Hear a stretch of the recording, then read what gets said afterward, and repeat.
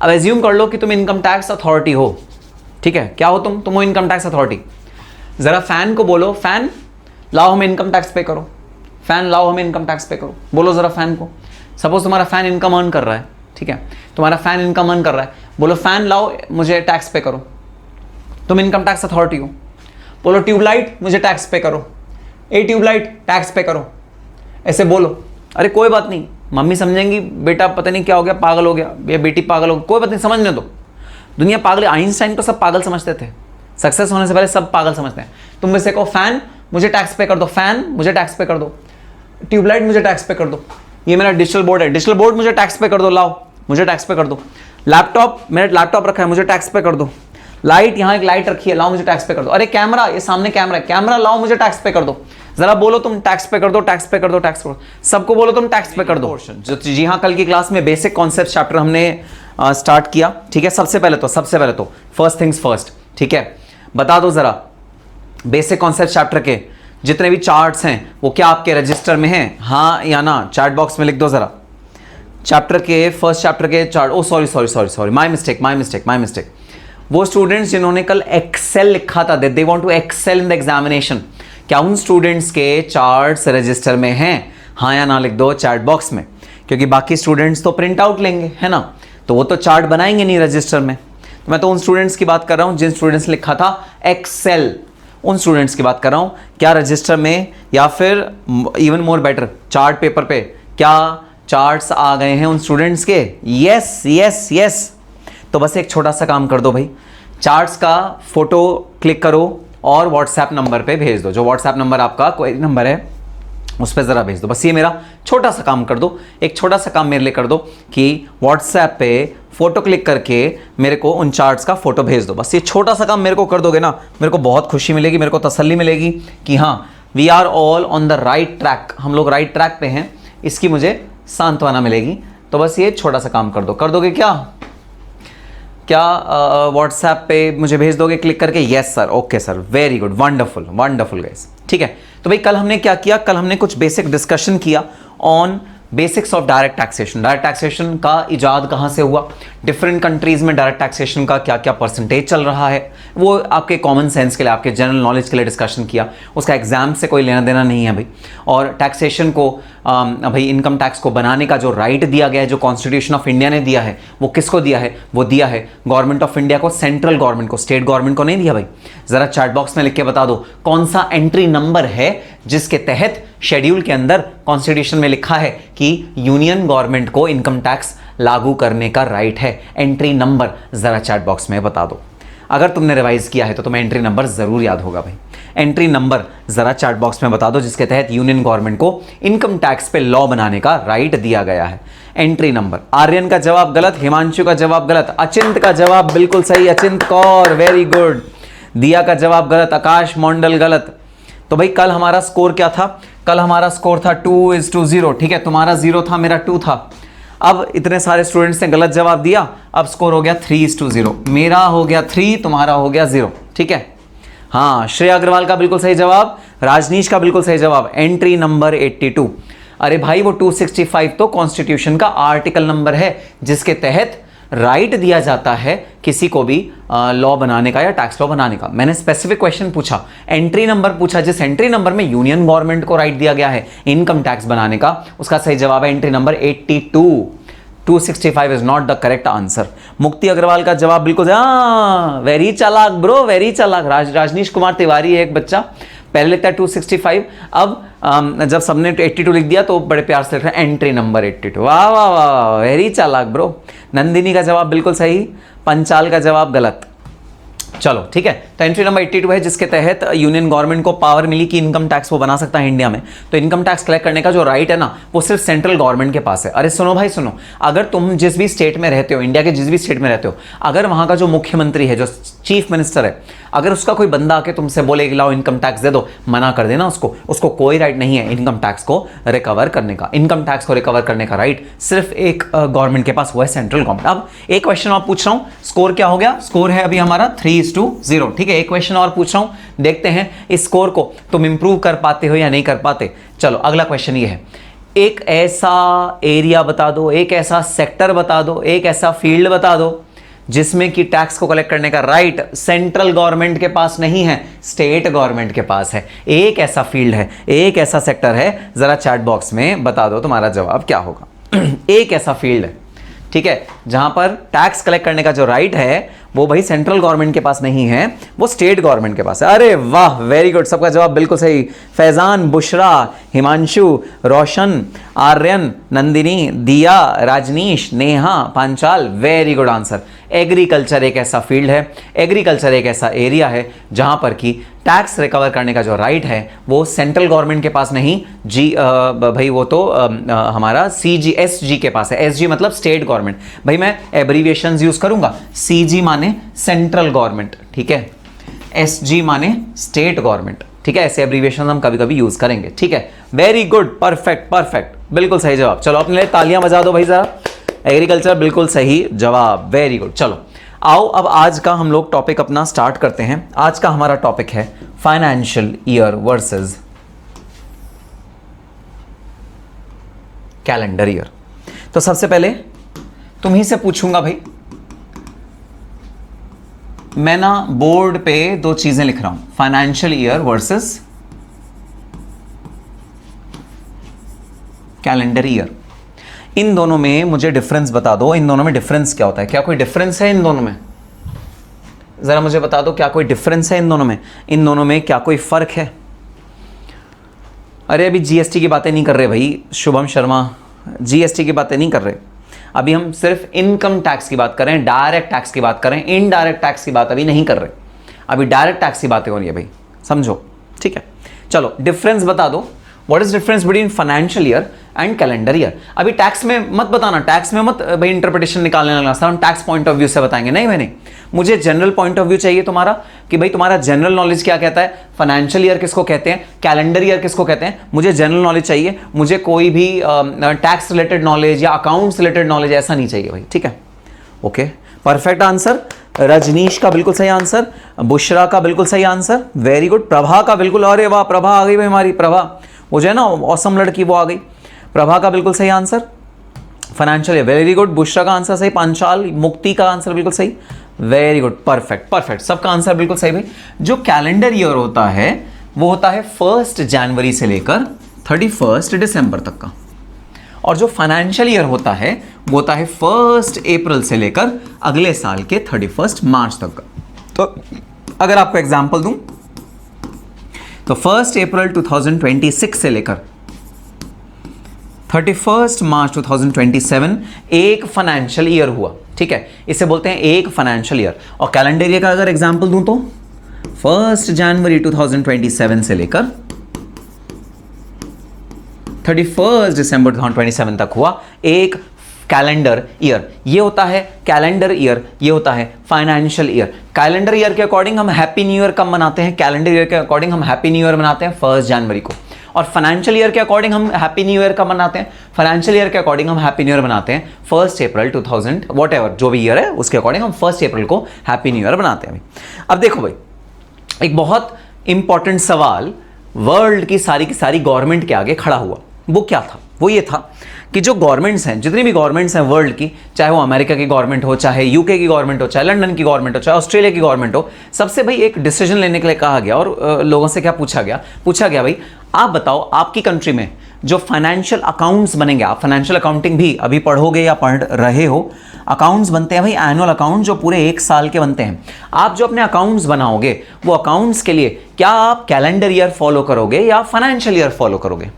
सब कंट्रीज को ये डिसीजन लेने की भाई कोशिश करेगी कि सब कंट्रीज ये डिसीजन लें कि आप जो अपने अकाउंट्स बनाओगे वो बनाओगे 1 अप्रैल 2026 से लेकर 31 मार्च 2027 तक, मतलब फाइनेंशियल ईयर के अकॉर्डिंग बनाओगे या आप इन्हें कैलेंडर ईयर के अकॉर्डिंग बनाओगे। तो भाई कुछ कंट्रीज ऐसी थी जिन्होंने ऑप्शन लिया कि भाई हम ना ये खिचड़ी नहीं पकाना चाहते, हम ना ये कंफ्यूजन नहीं करना चाहते, हम ना इसको ज़्यादा और कॉम्प्लिकेटेड नहीं करना चाहते, तो भाई हम तो जो कैलेंडर ईयर है ना उसी को फॉलो करेंगे, अपने टैक्स में भी, अकाउंट्स में भी, सब में हम कैलेंडर ईयर को ही फॉलो करेंगे। करेंगे। लेकिन कुछ कंट्रीज ऐसी थी जिन्होंने कहा नहीं भाई नहीं, हमारे जो अकाउंट्स का ईयर होगा, हमारा जो टैक्सेशन के लिए ईयर होगा, जो फाइनेंशियल क्लोजिंग के लिए ईयर होगा, जिससे हम अपने अकाउंट्स बनाएंगे, जो हम अपने भाई खाते क्लोज करेंगे, क्योंकि एक साल के खाते इकट्ठे बनते हैं, इकट्ठे जब बैलेंस शीट बनेगी, इकट्ठा जब प्रॉफिट एंड लॉस अकाउंट बनेगा, वो बनेगा इस वाले ईयर का 1 अप्रैल 2026 से लेकर 31 मार्च 2027 तक का बनेगा। इंडिया कौन सी वाली कैटेगरी में थी? इंडिया भाई इस वाली कैटेगरी में थी, जब इंडिया ने डिसाइड किया कि भाई हमारा फाइनेंशियल ईयर के अकॉर्डिंग हमारे अकाउंट्स बनने चाहिए, हमारे अकाउंट्स फाइनेंशियल ईयर के अकॉर्डिंग बनने चाहिए, हमारा जो टैक्स है वो फाइनेंशियल ईयर के अकॉर्डिंग बनना चाहिए। तो इंडिया ने भी भाई ये डिसाइड किया कि हम भी अपने जो अकाउंट्स बनाएंगे, जो ऑडिट करवाएंगे, जो अकाउंट्स को क्लोज करेंगे, वो सारा का सारा भाई हम फाइनेंशियल ईयर के अकॉर्डिंग करेंगे। तो भाई ये गवर्नमेंट को भाई छूट है, ठीक है, ये गवर्नमेंट के ऊपर अपना चॉइस है। गवर्नमेंट चाहे तो कैलेंडर ईयर को ही अपना फाइनेंशियल ईयर भी ले ले, कि भाई कई गवर्नमेंट्स ऐसी हैं, पूरे वर्ल्ड में कई गवर्नमेंट्स ऐसी हैं जो जिनका फाइनेंशियल ईयर 1 जनवरी से स्टार्ट होता है और 31 दिसंबर को खत्म होता है। उनका कैलेंडर ईयर और फाइनेंशियल ईयर सेम होता है भाई, same, to avoid confusion, to avoid any complexity. Governments कई बार ये भी करती हैं, लेकिन इंडियन गवर्नमेंट ने क्या डिसाइड किया, और बहुत सारी ऐसी गवर्नमेंट्स हैं इंडिया के अलावा भी जिन्होंने डिसाइड किया नहीं भाई नहीं, हमारे जो फाइनेंशियल क्लोजिंग होगी, हमारे जो फाइनेंस अकाउंट्स क्लोज होंगे, वो कैलेंडर ईयर के अकॉर्डिंग नहीं, वो फाइनेंशियल ईयर के अकॉर्डिंग क्लोज होंगे। 1 अप्रैल से लेकर 31 मार्च तक हमारे अकाउंट्स बनेंगे, हमारा टैक्स का जो रेजिम होगा वो इसके अकॉर्डिंग कैलकुलेट किया जाएगा, वो कैलेंडर ईयर के अकॉर्डिंग कैलकुलेट नहीं किया जाएगा। तो ठीक है भाई, अगर मान लो फ्यूचर में ऐसा हुआ कि इंडियन गवर्नमेंट को लगा नहीं भाई नहीं, बड़ा कॉम्प्लिकेट हो रहा है, कैलेंडर ईयर को अलग रखो, फाइनेंशियल ईयर को अलग रखो, कॉम्प्लिकेट हो रहा है, हो सकता है हमारी जो गवर्नमेंट है, इंडियन गवर्नमेंट, वो भी ऐसा कर दे कि भाई हमारा भी जो फाइनेंशियल ईयर है वो यही मान लो, इसी ईयर के अकॉर्डिंग हम अपने अकाउंट्स को क्लोज करेंगे, 1 साल का जो हमारा पीरियड होगा वो यही होगा, ऐसा हो सकता है। लेकिन अभी ऐसा नहीं है। अभी हम जो टैक्स में अपना ईयर फॉलो करते हैं, जिस ईयर में आपको अपना टैक्स के पूरे भाई अकाउंट्स को क्लोज करना पड़ता है, वो है फाइनेंशियल ईयर कॉन्सेप्ट। हमारा ईयर कौन सा कॉन्सेप्ट है? हमारा ईयर जो टैक्स के अकॉर्डिंग होता है वो होता है financial year. It is financial year and not the calendar year. हम कैलेंडर ईयर नहीं फॉलो करते, हम फाइनेंशियल ईयर फॉलो करते हैं। ठीक है भाई, बात समझ में आ गई। चलो भाई, अब जरा आ जाओ, मैं कौन से फाइनेंशियल ईयर की बात कर रहा हूं? मैं फाइनेंशियल ईयर 1 अप्रैल 2026 से लेकर 31 मार्च 2027 की मैं बात कर रहा हूं। मैं इस फाइनेंशियल ईयर की बात कर रहा हूं। अब सुनना जरा, ठीक है भाई, मैं हूं निखिल गुप्ता, ठीक है, और समझ लो आप लोग हो टैक्स ऑफिसर्स। आप सब कौन हो? आप सब हो टैक्स ऑफिसर्स। मैं कौन हूं? मैं हूं निखिल गुप्ता। मैं एक टीचर हूं, मैं कोचिंग प्रोवाइड करता हूं सीएमए के बच्चों को, और मैं एक टीचर हूं, ठीक है, मेरा कोचिंग इंस्टीट्यूट है, उससे मैं अर्निंग करता हूं, मैं पैसे अर्न करता हूं, ठीक है। यह है ईयर 1 अप्रैल 2026 से लेकर 31 मार्च 2027 तक, यह है मेरा पूरा ईयर। इस ईयर में मैं ऑब्वियसली अर्निंग करूंगा, ठीक है। स्टूडेंट्स मेरी क्लासेस एनरोल करेंगे, स्टूडेंट्स मेरी क्लास खरीदेंगे, स्टूडेंट्स मुझे पैसे देंगे, वो पैसे मुझे गवर्नमेंट को दिखाने हैं कि देखो मुझे इतने पैसे मिले, मुझे इस पर टैक्स पे करना है गवर्नमेंट ऑफ इंडिया को, ठीक है। अब ये मेरा ईयर भाई चल ही रहा था, ठीक है, 1 अप्रैल 2026 मेरा जो ईयर है वो चल ही रहा था। मैं ईयर के दौरान पैसे कमा रहा था, मैं ईयर के दौरान पैसे कमा रहा था, ठीक है। अब भाई ईयर के दौरान 1 अप्रैल 2026 को ईयर स्टार्ट हुआ, मैं पैसे कमा रहा था कि एकदम से 30 जुलाई 2026 को तुम सब मेरे घर आ धमके। 30 जुलाई 2026 को तुम सब मेरे घर आ धमके। तुमने मेरे को कहा सर, मैंने कहा हाँ भाई हाँ बोलो। अच्छा तुम इनकम टैक्स से हो? तुमने कहा हाँ सर हम इनकम टैक्स से हैं। तुम सब के सब मेरे घर आ बैठे और तुम सब ने कहा सर हम इनकम टैक्स से हैं। मैंने कहा ठीक है भाई, वेलकम, मेरे घर में तुम्हारा स्वागत है। बताओ तुम इनकम टैक्स में हो तो मैं तुम्हारी क्या मदद कर सकता हूं? तुमने मेरे को कहा सर आप इस वाले ईयर में पैसे कमा रहे हो ना? मैंने कहा हाँ पैसे कमा रहे हो। सर हम इनकम टैक्स से हैं। हाँ आप इनकम टैक्स से हो, स्वागत है आपका, चाय पियो, बिस्कुट खाओ, आपका मैं स्वागत करता हूं। तो आपने मेरे से बोला सर अब एक चीज़ है, सर आप जो इनकम कमा रहे हो ना उस पर आपको टैक्स भी देना पड़ेगा। हाँ जी हाँ देना पड़ेगा। तो सर ये बता दो आप कितनी इनकम कमा रहे हो इस ईयर में, आप कितनी इनकम कमा रहे हो? तो मैंने तुम्हें कहा अरे भाई अजीब से आदमी हो यार, तुम तो बड़े अजीब से हो। क्यों भाई क्यों अजीब से क्यों है? अजीब से इसलिए हो तुम कि तुम आ धमके 30 जुलाई 2026 को। अरे भाई ईयर शुरू हो रहा है 1 अप्रैल 2026 को, ठीक है। तुम मेरी रिपोर्ट लेने तो आए ना, एक तरह से रिपोर्ट लेने आए हो ना, कैलकुलेशन करने आए हो ना। तुम कैलकुलेशन करने आ गए। कैलकुलेशन का एक और वर्ड है असेसमेंट, ठीक है, एक वर्ड है असेसमेंट। देखना कैलकुलेशन का वर्ड एक और मैं बता रहा हूं, असेसमेंट। असेसमेंट मतलब टू कैलकुलेट करना। तो तुम मेरा कैलकुलेट करने आ गए इनकम टैक्स 30 जुलाई 2026 को। अरे भाई मैं कोई स्टार बॉल गेजर थोड़ी हूँ। वो बॉल गेजर होते हैं जो कांच का ऐसा गोला रखा होता है और वो ऐसे अपनी उंगलियां फिराते हैं और उसके अंदर से धुआं निकलता है, सडनली लाइट निकलने लगती है। मैं ऐसे कोई भविष्यवक्ता थोड़ी हूँ जो मैं तुम्हें एडवांस में बता दूं कि 30 जुलाई 2026 से लेकर 31 मार्च 2027 तक मैं कितने पैसे कमा रहा हूं। हाँ, मैं तुम्हें यह जरूर बता सकता हूं 1 अप्रैल 2026 से लेकर 30 जुलाई 2026 तक मैं कितने पैसे कमा रहा हूं। मैं यहां का तो तुम्हें बता सकता हूं, लेकिन मैं इस पीरियड का तो तुम्हें बता ही नहीं सकता। तो भाई अभी क्यों आ गए, 30 जुलाई को क्यों आ गए मेरे घर? जाओ अपने घर जाओ, आराम से बैठो। मैं अभी तुम्हें अपना टैक्स का डिटेल नहीं बता सकता, इनकम का डिटेल नहीं बता सकता। क्यों नहीं बता सकता? अभी तो ईयर ही नहीं खत्म हुआ। अरे भाई ईयर को तो खत्म होने दो ना, ठंड रखो, थोड़ी तसल्ली रखो, रुको जरा, ठहरो। तुमने ऐसे हाथ ऐसे बांधे और तुमने कहा हाँ बात तो सही है भाई सर की। सर कोई एडवांस में हमें थोड़ी बता सकते हैं कि इस ईयर में जो बचा हुआ ईयर है उसमें कितनी इनकम कमाएंगे। हाँ भैया बात तो सही है। तो फिर हम गलत समय आ गए हैं, इसका मतलब? बिल्कुल तुम गलत समय आ गए हो भाई। 30 जुलाई 2026 को थोड़ी आना चाहिए तुम्हें मेरा टैक्स कैलकुलेट करने के लिए, मेरी इनकम कैलकुलेट करने के लिए। अरे भाई साल खत्म तो जाने दो, इतनी क्या जल्दी है? मुझे पता है पैसे की जल्दी सबको होती है, पैसा सबको चाहिए होता है, जल्दी जल्दी जल्दी आ जाए पैसा, मुझे पता है। इतनी भी क्या जल्दी है भाई?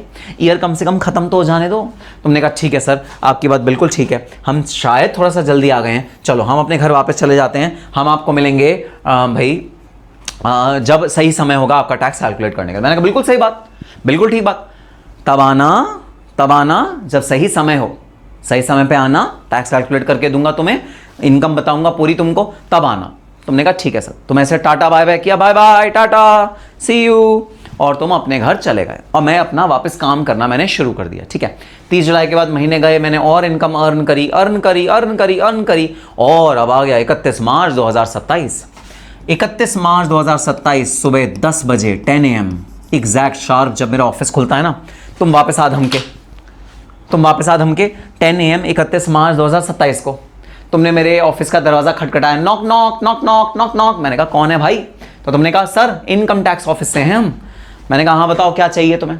तो तुमने कहा सर आपको याद है आपने वादा किया था कि सर जब ईयर खत्म हो जाएगा ना तब सर आप हमें अपना इनकम बताओगे, और इनकम बताने के बाद आप हमको कैलकुलेट करके बताओगे कि भाई आपका टैक्स कितना बनता है और टैक्स आप हमें दोगे। सर वादा रहा सर से स्टूडेंट्स का, टैक्स आप जमा करवाओगे टाइम से। तो सर आपने वादा किया था ना कि आप टैक्स जमा कराओगे टाइम से, तो सर हम आ गए आपका टैक्स रिकवर करने। 31 मार्च 2027 है सर, आज ईयर खत्म हो रहा है। सर अब बता दो आपने कितनी इनकम अर्न करी, अब बता दो आप कितना टैक्स लायबिलिटी आपकी आती है, आपका टैक्स कितना पे करोगे, सर अब तो बता दो। मैंने तुमसे कहा अरे मूर्ख, अभी भी मूर्खता वही बात कर रहे हो तुम मेरे से। तुमने कहा क्यों सर, अब क्या मूर्खता कर दी? आपने बोला था साल के एंड में आ जाओ, आ गए साल के एंड में 31 मार्च 2027 को आ गए सर अब क्या मूर्खता कर दी हमने? मैंने बोला अच्छा एक बात बताओ, 31 मार्च 2027 खत्म कब होगा? 31 मार्च 2027 रात के 12 बजे खत्म होगा, 12 मिडनाइट को खत्म होगा। 31 मार्च 2027 12 मिडनाइट को खत्म होगा। तो देखो भाई, अच्छा ठीक लगा लो, सुनो, तुम आ ही गए हो ना 10 बजे, तो ठीक लगा लो। सुनो क्या, तुम 10 बजे तक की मेरी जो इनकम है 1 अप्रैल 2026 से लेकर 10 बजे तक की जो मेरी इनकम है उस पर तो टैक्स ले लो, लेकिन जो 31 मार्च को सुबह 10 बजे से रात के 12 बजे तक मैं इनकम अर्न करूंगा उस पर टैक्स मत लेना, उसको छोड़ देना। अरे छोड़ो, एक दिन की इनकम है, छोड़ो। बताओ अग्री करते हो क्या? चैट बॉक्स में लिख दो, चैट बॉक्स में देखो 10 बजे तुम आ गए हो, ठीक है, अपने घर छोड़ के आए हो, तो भाई ऐसे भी नहीं तुम्हें भगा दूं मैं, है ना? तो तुम मेरी एक बात मान लो, बस चैट बॉक्स में लिख दो हाँ या ना, मानोगे या नहीं मानोगे। तुम इनकम टैक्स ऑफिसर हो। 31 मार्च के सुबह के 10 बजे से लेकर 31 मार्च के रात के 12 बजे तक मैं जो भी अर्निंग करूंगा इस पे टैक्स मत चार्ज करना। मैं तुम्हें सुबह 10 बजे तक का इनकम की डिटेल दे दूंगा, उस पे टैक्स ले लेना। बस सुबह 10 बजे से लेकर रात को 12 बजे तक जो इनकम हो उस पे टैक्स मत चार्ज करना, प्लीज प्लीज प्लीज, मेरी इतनी बात मान लो। अरे प्यारे प्यारे प्यारे बच्चों, अरे भोले भाले मासूम बच्चों, मेरी इतनी सी बात मान लो, छोटी सी बात मान लो, 10 बजे से लेकर 12 बजे तक पे टैक्स मत लेना प्लीज। प्यारे प्यारे, देखो इतना रिक्वेस्ट करने के बाद भी सबका जवाब आया no no no no no, नहीं सर, नहीं नहीं नहीं, हाँ पैसा एक भी नहीं छोड़ेंगे। पंचाल तो कह रहा है पूरा लेके जाएंगे सर, पूरा ले नहीं सर लास्ट डे का भी लूंगा। राजनीश कह रहा है सर लास्ट डे का भी लूंगा। पैसा एक नहीं छोड़ना है ना, पैसा नहीं छोड़ना एक भी। हाँ नहीं सर लास्ट डे का भी छोड़ लूंगा। भावना वनवारी कह रही है नो नॉट एट ऑल। अचिंत सत्यम तो सब कह रहे हैं नहीं सर टैक्स नहीं छोड़ेंगे, टैक्स तो आपसे पूरा लेके जाएंगे। सर वैसे भी आप बदमाशी करते हो, हमें आप 5,000 की क्लास बेचते हो और ऑनलाइन बोलते हो 250 रुपये की क्लास है, आप वैसे ही बदमाशी करते हो सर। तो सर ये गलत बात है सर। अच्छा भाई सही बात, ठीक है भाई। तो ठीक है भाई, तुम 10 बजे आए, तुम्हें अपने घर वापस जाना पड़ेगा क्योंकि टैक्स का असेसमेंट, टैक्स की कैलकुलेशन इस वाले ईयर के लिए 31 मार्च के रात को 12 बजे तक नहीं हो सकती।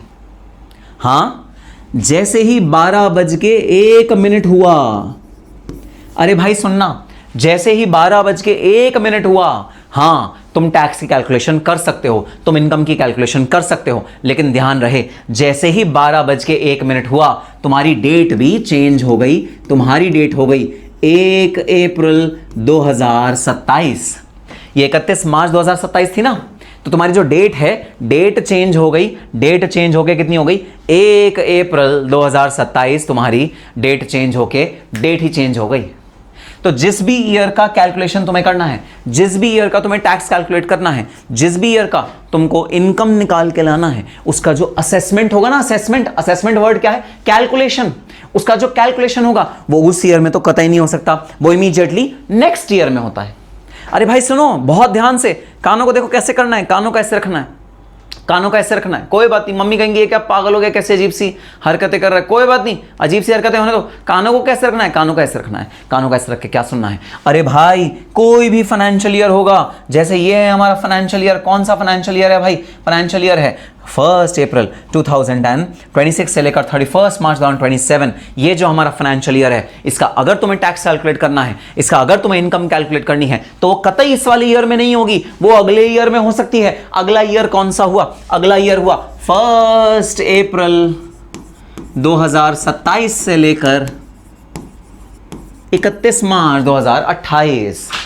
अगले ईयर में तुमको अपना टैक्स कैलकुलेट करने का भाई पॉसिबिलिटी हो सकती है, इनकम कैलकुलेट करने की पॉसिबिलिटी हो सकती है। इनकम कभी भी फाइनेंशियल ईयर के अंदर कैलकुलेट नहीं होती भाई, वो तो अगले साल में कैलकुलेट होगी, क्योंकि फाइनेंशियल ईयर जब तक खत्म नहीं होता तब तक तुम इनकम उसकी कैलकुलेट कर ही नहीं सकते। और फाइनेंशियल ईयर जैसे ही खत्म हुआ वैसे तुम चले गए अगले ईयर में, तो जो कैलकुलेशन होगी भाई, तुम्हारा जो प्रीवियस ईयर है ना, प्रीवियस ईयर होता है वो वाला ईयर जिसमें आपकी इनकम अर्न होती है। तो यहां जो तुम्हारा प्रीवियस ईयर है वो है प्रीवियस ईयर 1 अप्रैल 2026 से लेकर 2027 तक। और ये क्या कहलाएगा, ये तुम्हारा कहलाएगा असेसमेंट ईयर। असेसमेंट ईयर मतलब जब तुम्हारी इनकम कैलकुलेट होगी और टैक्स कैलकुलेट होगा, वो ईयर कौन सा होगा, इमीडिएटली अगला ईयर। तो इस ईयर का नाम क्या होता है, इस ईयर का नाम होता है असेसमेंट ईयर। इस ईयर में जब इनकम अर्न हुई उसका नाम क्या होता है, प्रीवियस ईयर। तो previous year is the year when income is earned. Assessment year is the year when the income tax liability is computed. Income tax liability जब कंप्यूट करी जाती है कौन से वाले ईयर की, अरे भाई पिछले वाले ईयर की इनकम टैक्स लायबिलिटी अगले वाले ईयर में कैलकुलेट करी जाएगी। अगले वाले ईयर का क्या नाम, अगले वाले ईयर का नाम असेसमेंट ईयर। अगले वाले ईयर का क्या नाम, असेसमेंट ईयर। यस सत्यम प्रसाद का बिल्कुल सही आंसर, 1 अप्रैल 2027 से लेकर 31 मार्च 2028 ये होगा आपका assessment year. Very good, very good sir. 2 months के अंदर मेरा DTIT, ये देखो हे भगवान, रमाकांत नायक कर लें पहले क्वेश्चन। सो निष्कर्ष सुनना, निष्कर्ष। अरे भाई निष्कर्ष, रुक जा, होल्ड योर हॉर्सेस, आ रहा हूं मैं उस पर, आ रहा हूं भाई। अरे भाई सुनो, निष्कर्ष सुनो, हमारे इनकम टैक्स में जो फाइनेंशियल ईयर रेजीम फॉलो होता है, वो financial year regime, financial year हमारे इनकम टैक्स के अकॉर्डिंग होता है 2 टाइप का। एक है प्रीवियस ईयर, एक है प्रीवियस ईयर जिसमें कि आपकी इनकम होगी अर्न, और दूसरा है असेसमेंट ईयर जिसमें कि आपकी इनकम होगी कैलकुलेट या असेस। तो पहला है प्रीवियस ईयर जिसमें आपकी इनकम आप अर्न करोगे, और दूसरा है असेसमेंट ईयर जिसमें आपकी इनकम होगी कैलकुलेट। तो हमारे जो फाइनेंशियल ईयर इनकम टैक्स में यूज होता है उसके 2 टुकड़े करूंगा, 2 अलग अलग टुकड़े। एक previous year, year in which income is earned, दूसरा assessment year, year in which income is assessed. और कैलकुलेटेड, तो हमेशा जो ईयर इनकम इनकम कैलकुलेट होती है, टैक्स कैलकुलेट होती है, हमेशा अगले ईयर में कैलकुलेट होती है, हमेशा अगले ईयर में कैलकुलेट होती है। अब सेक्शन, अरे भाई सेक्शन छोड़ दो, कोई कह रहा है सेक्शन 2 सेक्शन 3, अरे सेक्शन छोड़ दो भाई, सेक्शन पे आऊंगा भाई, सेक्शन पे आऊंगा, रुक जाओ जरा, ठहरो। एक तो एडवांस में चले जाते हो, एकदम एडवांस में, है ना। आज पता चला assessment year means calculation year. Yes Shubham Sharma, ठीक है। तो असेसमेंट ईयर जहां पर आपकी इनकम टैक्स कैलकुलेट होगी, प्रीवियस ईयर जब आप इनकम अर्न करोगे। अब भाई मेरा एक सवाल है तुमसे, ठीक है, मेरा एक सवाल है, सवाल का जवाब दो, मेरे सवालों का जवाब दो। मेरा सवाल ये, अगर मैं बोलूं ये मेरा प्रीवियस ईयर है, क्योंकि मैं इसमें भी तो इनकम कमाऊंगा ना अगला साल, 1 अप्रैल 2027 से लेकर मार्च 28। अभी तो इस वाले ईयर की बात हो रही थी कि मैं इसमें जो पैसे कमा रहा था वो कब कैलकुलेट करेंगे, वो कैलकुलेट करेंगे इस वाले ईयर में। समझ में आ गई बात। अब मेरा अगला सवाल तुमसे ये है कि मैं जो इस वाले ईयर में इनकम अर्न करूंगा, मैं जो इस वाले ईयर में इनकम अर्न करूंगा, मैं अगले साल में भी तो इनकम अर्न करूंगा ना, मैं जो इस वाले ईयर में इनकम अर्न करूंगा, इसका कैलकुलेशन क्या होगा? मतलब ये अगर मैं प्रीवियस ईयर मान लूं तो इस प्रीवियस ईयर का असेसमेंट ईयर क्या होगा? जरा चैट बॉक्स में जवाब दे दो, क्योंकि इनकम तो मैं इस वाले ईयर में भी अर्न करूंगा, है ना। तो ये एक तरह से ये प्रीवियस ईयर भी है अपने लिए और ये पिछले वाले का असेसमेंट ईयर भी है। तो इस ईयर में मैं जो इनकम अर्न करूंगा उसका असेसमेंट कब होगा, जरा चैट बॉक्स में बता दो। अरे वाह, मुक्ति का जवाब बिल्कुल सही, अचिंत का जवाब बिल्कुल सही, दिया का जवाब बिल्कुल सही, राजनीश का जवाब बिल्कुल सही, फैजान का जवाब बिल्कुल सही, आकाश का जवाब बिल्कुल सही, मुक्ति का जवाब बिल्कुल सही, वेरी गुड, उज्जवल का जवाब बिल्कुल सही, नेहा का जवाब बिल्कुल सही, 2028-29, वेरी गुड, सौरभ, रूवी, रिया, सबका जवाब बिल्कुल सही, बिल्कुल सही बात। इसमें जो भाई इनकम अर्न होगी उसका जो असेसमेंट ईयर होगा वो होगा 2028-29। तो हर प्रीवियस ईयर का एक असेसमेंट ईयर होता है, असेसमेंट ईयर होता है इमीडिएटली अगला साल। हर प्रीवियस ईयर का एक असेसमेंट ईयर होता है और वो होता है अगला साल। Every assessment year is a previous year. Very good, ये बात भी बिल्कुल सही लिखी है प्रभा शर्मा ने। परफेक्ट आंसर भाई तुम्हारा, एकदम परफेक्ट आंसर, बिल्कुल सही आंसर तुम्हारा। और तुमको मिलने चाहिए फुल पॉइंट्स इस आंसर के लिए। फुल पॉइंट्स तो मैं दूंगा ही दूंगा, लेकिन सबसे पहले जरा बताओ ये कॉन्सेप्ट क्लियर हुआ क्या कि इनकम टैक्स के अकॉर्डिंग फाइनेंशियल ईयर के भाई दो टुकड़े कर देंगे, एक करेंगे प्रीवियस ईयर और एक करेंगे असेसमेंट ईयर। प्रीवियस ईयर वो होता है जिसमें कि इनकम अर्न होती है, असेसमेंट ईयर वो होता है जिसमें कि इनकम को असेस किया जाता है या इनकम को हम कैलकुलेट करते हैं, उसे बोलते हैं असेसमेंट ईयर। ठीक है सर, बात समझ में आ गई। भाई हमारा स्कोर क्या था?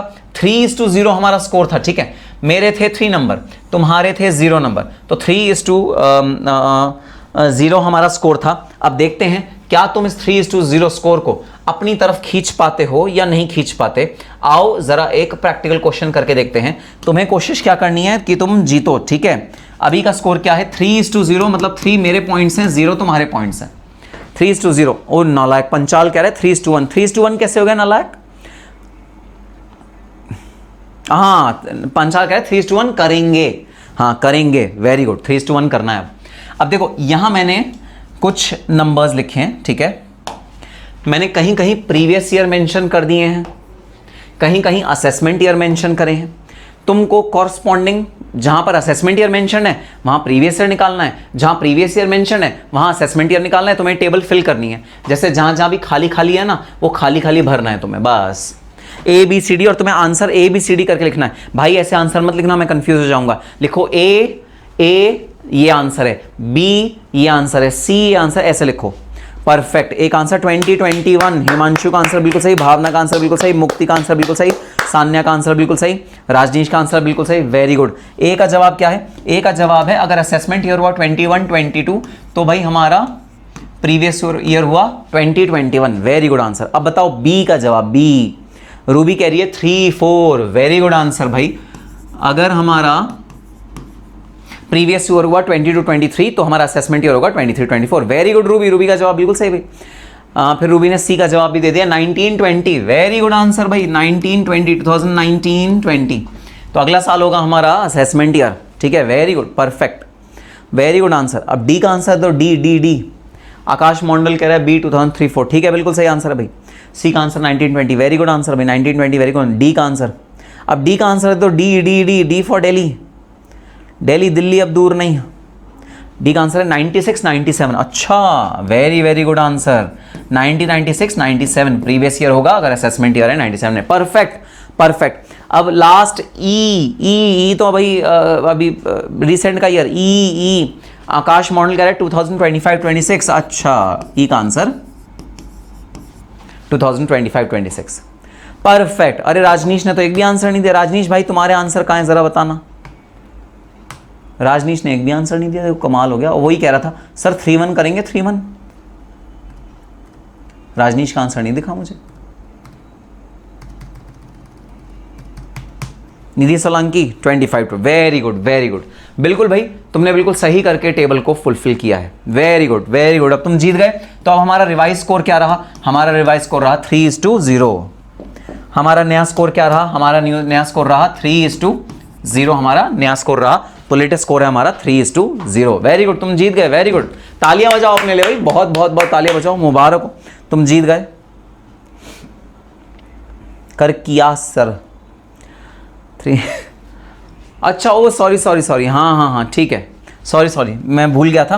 3:0 नहीं 3:1 होगा ना। सॉरी नहीं मैं चीटर नहीं हूँ, चीटिंग नहीं कर रहा, मैं भूल गया था। 3:1 है, ठीक है, हाँ ठीक है। कितनी जल्दी पकड़ते हैं, तो चालाक बच्चे हैं ना, एकदम फटाफट पकड़ लेते हैं कि हाँ 3:0 लिख दिया गलती से। मैं तो सोच रहा था 3:0 कर देता हूँ ताकि थोड़ा बच्चा बेवकूफ़ बन जाए। बेवकूफ़ बनते नहीं है, बहुत चालाक है। ये वाला बैच बड़ा चालाक है, और बैच से ज़्यादा कंपैरिजन में हाँ थोड़ा सा चालाक बैच है। चलो कोई बात नहीं, ठीक है भाई। तो अब हमारा स्कोर क्या हो गया भाई? हमारा स्कोर हो गया 3:1। Very good. चलो भाई अब आओ तुम्हें एक बात बताता हूँ, ठीक है। प्रीवियस ईयर, असेसमेंट ईयर, दोनों का डिफरेंस तुम बहुत अच्छे से समझ गए कि दोनों में भाई डिफरेंस क्या होता है, ये तुम बहुत अच्छे से समझ गए। डिफरेंस तुम बहुत अच्छे से समझ गए प्रीवियस ईयर और असेसमेंट ईयर में। सर ये क्या बोल रहे थे, किसी ने कुछ नहीं सुना? हाँ नहीं कुछ नहीं बोल रहा था मैं। क्या मैं कुछ भी नहीं बोल रहा था, मैं कुछ भी तो नहीं बोला। मैं कैसी बातें कर रहे हो? ना बिल्कुल कुछ नहीं बोला मैंने। चलो राजनीश कह रहा है सर हमारी जीत में आपकी जीत है ना। बिल्कुल भाई, तुम्हारी जीत में ही मेरी जीत है। चलो प्रीवियस ईयर असेसमेंट है, ठीक है। तुम लोग डिफरेंस समझ गए। प्रीवियस ईयर वो होता है जिसमें कि इनकम अर्न होती है। असेसमेंट वो ईयर होता है जिसमें कि इनकम हम कैलकुलेट करते हैं, टैक्स लायबिलिटी कैलकुलेट करते हैं, इनकम कैलकुलेट करते हैं। प्रीवियस ईयर असेसमेंट ईयर में तुम बिल्कुल डिफरेंस समझ गए। अब मैं तुम्हें एक बहुत भाई एक बेसिक सा क्वेश्चन पूछता हूँ, ठीक है। अब क्वेश्चन पूछना क्या, क्वेश्चन सुनना क्या भाई। मैं तो कई सालों से पढ़ा रहा हूँ, ठीक है, मेरे को तो पढ़ाते हुए बहुत सारे साल हो गए CMA के स्टूडेंट्स को। अब कोई नया टीचर आया, उस नए टीचर ने ना करंट ईयर में ही पढ़ाना शुरू करा। तो उसने अपना पढ़ाना पता है कब शुरू करा? उसने पढ़ाना शुरू करा 1 जुलाई 2026 को। उस टीचर ने नया पढ़ाना शुरू करा, नया इनकम अर्न करनी शुरू करी। या तुम लोगों ने अपना जॉब करना शुरू करा, जैसे कई लोग अपना जॉब शुरू करते हैं ना, तो कई लोगों ने अपना जॉब करना भाई शुरू करा। तो तुम लोगों ने जॉब कब करना शुरू करा? तुम लोगों ने जॉब करना शुरू करा 1 जुलाई 2026 को जॉब करना शुरू करा, ठीक है। तो तुमने जो इनकम अर्न करनी शुरू करी वो शुरू करी 1 जुलाई 2026 को। या तुमने अपना जो बिजनेस खोला नया, या जो अपना भाई कोई आपने नई इनकम का सोर्स आपने ढूंढा, जो आपने बिजनेस खोला अपना नया, वो खोला 1 जुलाई 2026 को। और ऑब्वियसली आपने अर्निंग कब तक करी? आपने अर्निंग करी हमारे फाइनेंशियल ईयर के एंड तक। हमारा फाइनेंशियल ईयर खत्म कब होता है? 31 मार्च 2027 को, ठीक है। हमारा जो फाइनेंशियल ईयर है वो खत्म कब होता है? खत्म होता है 31 मार्च 2027 को। अब सुनना मेरी बात ध्यान से, अब सुनना मेरी बात ध्यान से। वो बिजनेस या वो सोर्स ऑफ इनकम जो साल के बीच से शुरू होते हैं, उनके लिए जो प्रीवियस ईयर होता है वो पूरे 12 महीने नहीं होता, वो छोटा होता है। इसे बोलते हैं ट्रंकेटेड प्रीवियस ईयर। ट्रंकेटेड मतलब कुतरा हुआ, छोटा हो जाता है। चूहा कुतर देता है ना, चूहा कुतर देता है, कच कच कच कच कच कच कच कुतर जाता है, वो छोटा हो जाता है, छोटा। तो वो बिजनेस जो साल के दौरान शुरू हुए हैं, साल के बीच में शुरू हुए हैं, या वो सोर्स ऑफ इनकम, आपने कोई नई इनकम की सोर्स निकाली जो साल के बीच में अभी शुरू हुई है, आप शुरुआत से नहीं कमा रहे थे, आपने साल के बीच में कमाना शुरू करा। और ये तो मैंने एग्जांपल लिया 1 जुलाई, ये 18 अगस्त भी हो सकता है, 12 मई भी हो सकता है, 3 जून भी हो सकता है, ये 15 सितंबर भी हो सकता है, कोई भी डेट हो सकती है, 20 साल के बीच की कोई भी डेट हो सकती है भाई। तो ऐसे बिजनेसेस जो शुरुआत ही शुरू से नहीं हुए, 1 अप्रैल 2026 से शुरू नहीं हुए, जो साल के शुरुआत में, साल के बीच में जो चीज़ भाई ईजाद हुई है या चीज़ जो नई आई है, उन वाले भाई ईयर्स के लिए, या उन वाले भाई बिजनेसेस के लिए जो प्रीवियस ईयर है, सिर्फ पहला वाला प्रीवियस ईयर, वो क्या होता है? वो होता है छोटा, वो होता है स्मॉल प्रीवियस ईयर, क्योंकि इनकी जो कैलकुलेशन होगी वो स्मॉल लेवल पे ही होगी। अब जरा मुझे एक चीज बता दो, चैट बॉक्स में लिख के बताना जरा। मेरा एक सवाल है, क्वेश्चन का जरा जवाब दो। ये वाला जो बिजनेस है ऑब्वियसली अगले साल भी कंटिन्यू रहेगा, तो इसका जो पहला साल था ये था इस बिजनेस का फर्स्ट ईयर। सुनना जरा, इसका जो सेकंड ईयर होगा वो प्रीवियस ईयर क्या होगा, जरा चैट बॉक्स में बता दो। इस बिजनेस का जो सेकंड ईयर होगा उसका जो प्रीवियस ईयर होगा वो चैट बॉक्स में बता दो क्या होगा। राजनीश कह रहा है कैलकुलेशन होगा 1 जुलाई 2026 से 31 मार्च 2027। बिल्कुल सही बात, बिल्कुल सही बात भाई। फैजान कह रहा है previous year can be less than 12 months. Very good Faizan, का जवाब बिल्कुल सही। Previous year can be less than 12 months but assessment year is always 12 months. ये तो बात मैं अभी समझाऊंगा, ठीक है। अच्छा अगला साल बता दो, इसका अगला साल क्या होगा, इसका अगला साल, इस ईयर का अगला साल। सर इस ईयर का जो ये हमारा हो गया प्रीवियस ईयर, ठीक है। अब जब इसका अगला साल होगा वो तो भाई ऑब्वियसली 1 अप्रैल से ही शुरू होगा।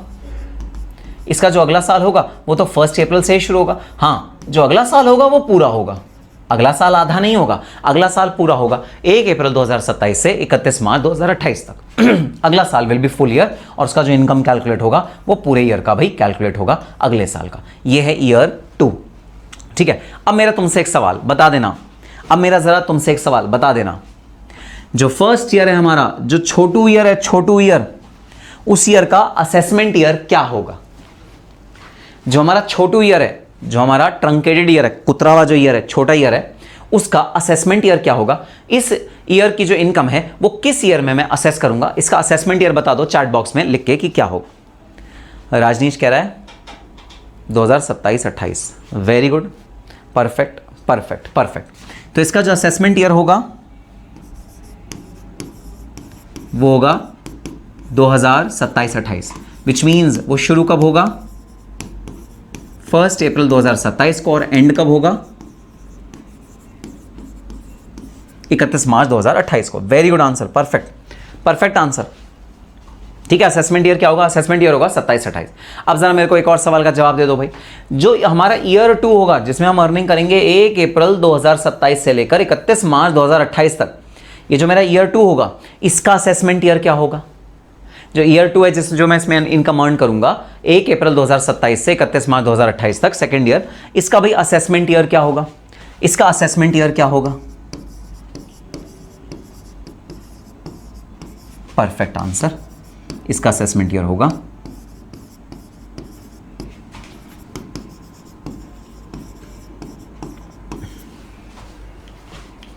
परफेक्ट परफेक्ट आंसर, इसका असेसमेंट ईयर होगा 28-29। वेरी गुड जवाब, वेरी गुड जवाब, परफेक्ट परफेक्ट।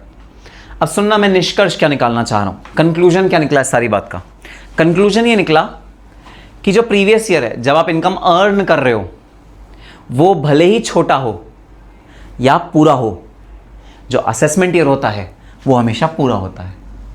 असेसमेंट ईयर कभी भी छोटा नहीं हो सकता, 12 महीने से कम नहीं हो सकता, जबकि जो प्रीवियस ईयर है वो 12 महीने से कम हो सकता है। ये मैं कंक्लूजन ड्रॉ करने की कोशिश कर रहा हूं। बताओ बात समझ में आई तो चैट बॉक्स में लिखो यस सर। बात समझ में आई तो चैट बॉक्स में लिखो यस सर। बताओ कंक्लूजन समझ में आया। Assessment year can be of 12 months only. Assessment year 12 months का ही हो सकता है, लेकिन जो प्रीवियस ईयर है वो 12 मंथ से कम का भी हो सकता है। Previous year can be lesser than 12 months but assessment year can not be lesser than 12 months. Assessment year is always 12 months और अबव, 12 मंथ्स या उससे ज्यादा का होता है assessment year. Assessment year is always 12 months और अबव नहीं, only 12 months. Assessment year हमेशा 12 मंथ्स का होता है और जो प्रीवियस ईयर है वो 12 मंथ से कम का हो सकता है। सो प्रीवियस ईयर 1 जुलाई 2026 से लेकर 31 मार्च 2027 तक है, ये प्रीवियस ईयर। इसका जो असेसमेंट ईयर है वो क्या है, वो है 27-28 असेसमेंट ईयर, 1 अप्रैल 2027 से लेकर 31 मार्च 2028 तक। This is the assessment year. So assessment year is always 12 months. अगर तुम्हें कोई कहे ना भाई मेरा असेसमेंट ईयर छोटा है, ट्रंकेटेड है, स्मॉल है, विश्वास मत करना। असेसमेंट ईयर कभी भी स्मॉल नहीं हो सकता। असेसमेंट ईयर हमेशा फुल फ्लेजेड होता है, असेसमेंट ईयर हमेशा डिटेल्ड होता है। लेकिन प्रीवियस ईयर छोटा हो सकता है क्योंकि आप जो अर्न करते हो वो आप कम साल के बीच में अर्न कर सकते हो। तो previous year can be smaller than 12 months. देखो रिया ने बिल्कुल सही कंक्लूजन लिख दिया। रिया का जरा भाई स्टेटमेंट पढ़ो, मैं पढ़ के सुनाता हूँ। Previous year can be of less than 12 months but assessment year is always of 12 months. Assessment year हमेशा 12 मंथ्स का ही होता है। फैजान ने भी सेम कंक्लूजन लिखा था ऊपर, अगर चैट बॉक्स में देखोगे बहुत पहले फैजान ने भी सेम कंक्लूजन लिखा था, previous year can be of less than 12 months but the assessment year is 12 months always. Very good very good, यही हमारा कंक्लूजन निकल के आता है। ठीक है, सो आओ जरा अपने चार्ट पे आते हैं। अब तुम्हें चार्ट बिल्कुल अच्छे से समझ में आ जाएगा, ये चार्ट तुम्हें बिल्कुल डिटेल में और बहुत ज़्यादा अच्छे से समझ में आ जाएगा। और तुम्हारे रजिस्टर में ये वाला चार्ट ऑलरेडी बना हुआ होगा। फाइनेंशियल ईयर 1 अप्रैल से लेकर 31 मार्च के बीच में जो ईयर होता है उसे बोलते हैं फाइनेंशियल ईयर, जिसके दो टाइप्स होते हैं, प्रीवियस ईयर और असेसमेंट ईयर। फाइनेंशियल ईयर के दो टाइप्स, प्रीवियस ईयर और असेसमेंट ईयर। प्रीवियस ईयर वो ईयर होता है जिसमें इनकम अर्न होती है, असेसमेंट ईयर वो ईयर होता है जिसमें इनकम टैक्स होती है, जिसमें आपकी इनकम को कैलकुलेट करते हो। जो प्रीवियस ईयर है it can be of a period of less than 12 months. Previous year 12 महीने से कम का भी हो सकता है। कौन से केस में होगा? जब नया बिजनेस शुरू हुआ है, नया बिजनेस शुरू हुआ है या नया सोर्स ऑफ इनकम आपके पास आया है, तब वो जो पीरियड है वो 12 महीने से कम होगा। But assessment year is always 12 months. 12 month से कम नहीं हो सकता असेसमेंट ईयर। असेसमेंट ईयर हमेशा 12 मंथ्स का ही होगा। 12 मंथ से ज्यादा भी नहीं हो सकता, 12 मंथ से कम भी नहीं हो सकता, एग्जैक्ट 12 मंथ्स ही होगा assessment year. Assessment year can be of 12 months only. तो जो प्रीवियस ईयर का इमीडिएटली नेक्स्ट ईयर होता है उसे बोलते हैं भाई assessment year. So immediately next year of previous year is known as assessment year. यहां तक की बात समझ में आई? तो चैट बॉक्स में लिखो यस सर, और अब पानी वानी पी लो। ठीक है, कुर्सी की पेटी बांध लो, क्योंकि अब जो मैं अगला टॉपिक कराने जा रहा हूं बहुत बहुत बहुत इंपॉर्टेंट टॉपिक है। तो अब आपके कान ऐसे हो जाने चाहिए, तो जरा चैट बॉक्स में इमोजी ऐसे वाला भेज दो।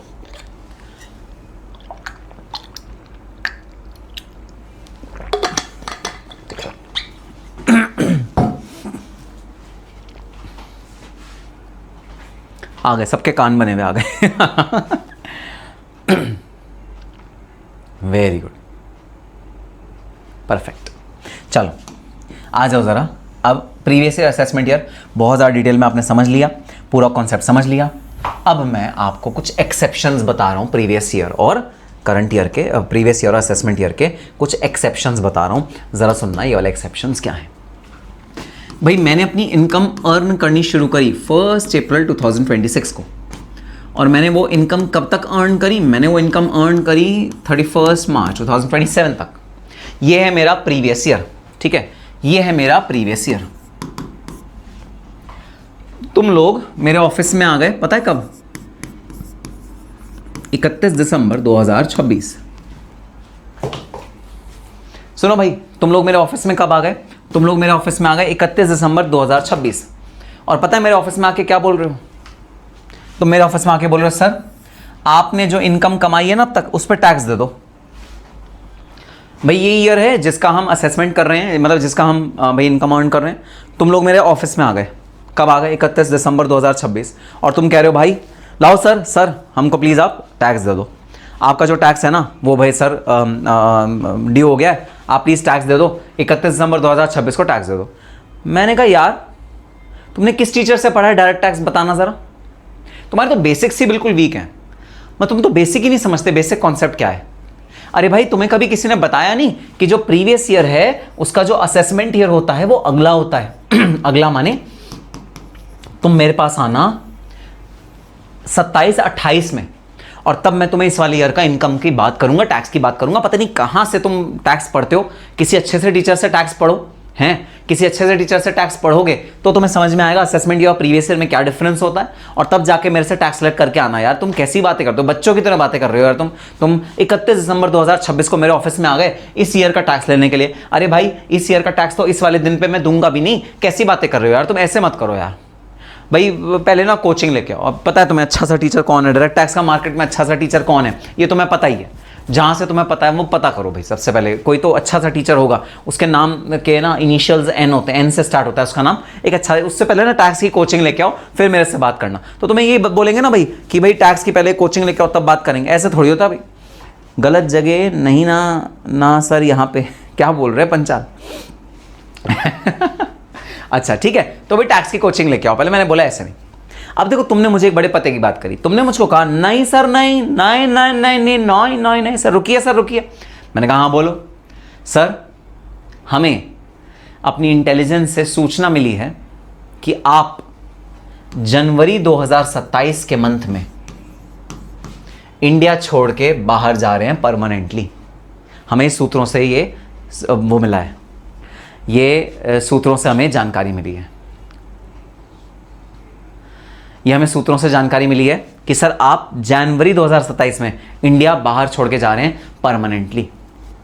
और सर इस केस में जब इनकम टैक्स डिपार्टमेंट को कोई इंफॉर्मेशन मिलती है कि हाँ ये जो एसएससी है ये देश छोड़ के चला जाएगा, तो सर इनकम टैक्स अथॉरिटी के पास स्पेशल पावर होती है कि वो असेसमेंट ईयर तक वेट नहीं करते और प्रीवियस ईयर में ही टैक्स कलेक्ट करने आ जाते हैं। तो सर हमें ये इंफॉर्मेशन मिली है कि आप देश छोड़ के जा रहे हो, तो सर बेहतरी इसी में होगी कि चुपचाप आप हमें कंफ्यूज मत करिए, आप हमें घुमाइए मत। हम असेसमेंट ईयर तक इंतजार नहीं करेंगे आपके टैक्स को कैलकुलेट करने का। आपको आज ही अपना इनकम हमें डिस्क्लोज करना है 31 दिसंबर तक का, और आज ही हम टैक्स आपसे कलेक्ट करके लेके जाएंगे। तो जी हाँ, इनकम टैक्स एक्ट में कुछ एक्सेप्शंस दिए हुए हैं, कुछ ऐसे केसेस दिए हुए हैं जहां पर कि इनकम टैक्स एक्ट ने इनकम टैक्स अथॉरिटी को खुली छूट दी हुई है। खुली छूट क्या दी हुई है भाई, कि तुम असेसमेंट ईयर का वेट मत करो। तुम जिस ईयर प्रीवियस ईयर है, जिस ईयर इनकम अर्न हुई है, उसी ईयर तुम भाई टैक्स कैलकुलेट कर लो, उसी ईयर तुम इनकम टैक्स लायबिलिटी कैलकुलेट कर लो, उसी ईयर तुम इनकम भी कैलकुलेट कर लो। ऐसा भाई इंस्ट्रक्शन इनकम टैक्स एक्ट में है, ऐसा पावर इनकम टैक्स एक्ट में है जो इनकम टैक्स अथॉरिटी एक्सरसाइज कर सकती हैं। लेकिन हर केस में नहीं, ऐसा नहीं हर केस में तुम अपना मनमानी चला लो, नहीं नहीं नहीं, ऐसे केस नहीं, हर केस में नहीं, स्पेशल केसेस में। अब वो स्पेशल केस कौन से हैं जिनमें कि income tax authority previous year को ही असेसमेंट ईयर भी बना सकती है? तो देखो वो स्पेशल केसेस में अब तुम्हें बता रहा हूं जहां पर previous year is equal to assessment year. Generally previous year is before assessment year. Assessment year बाद में होता है, प्रीवियस ईयर पहले होता है ना। लेकिन मैं अब कुछ ऐसे केसेस तुम्हें बता रहा हूं जहां पर previous year is equal to assessment year, previous year और असेसमेंट ईयर सेम होता है। यस, प्रभा ने बिल्कुल सही लिखा, at the discretion of the assessing officer. Assessing officer चाहे तो प्रीवियस ईयर को ही असेसमेंट ईयर भी भाई मान सकता है, घोषित कर सकता है। और वो ये कह सकता है ना ना ना, मैं नहीं वेट करूंगा असेसमेंट ईयर तक, तो मेरे को बेवकूफ मत बनाओ, मैं 27-28 तक नहीं वेट करूंगा। अगर मैं 27-28 तक वेट करा तुम तो देश छोड़ के भाग जाओगे, फिर मैं थोड़ी कोई अमेरिका की टिकट बुक कराऊंगा और वहां पर आऊंगा तुमसे टैक्स रिकवर करने के लिए। नहीं, मैं ऐसा नहीं करूंगा।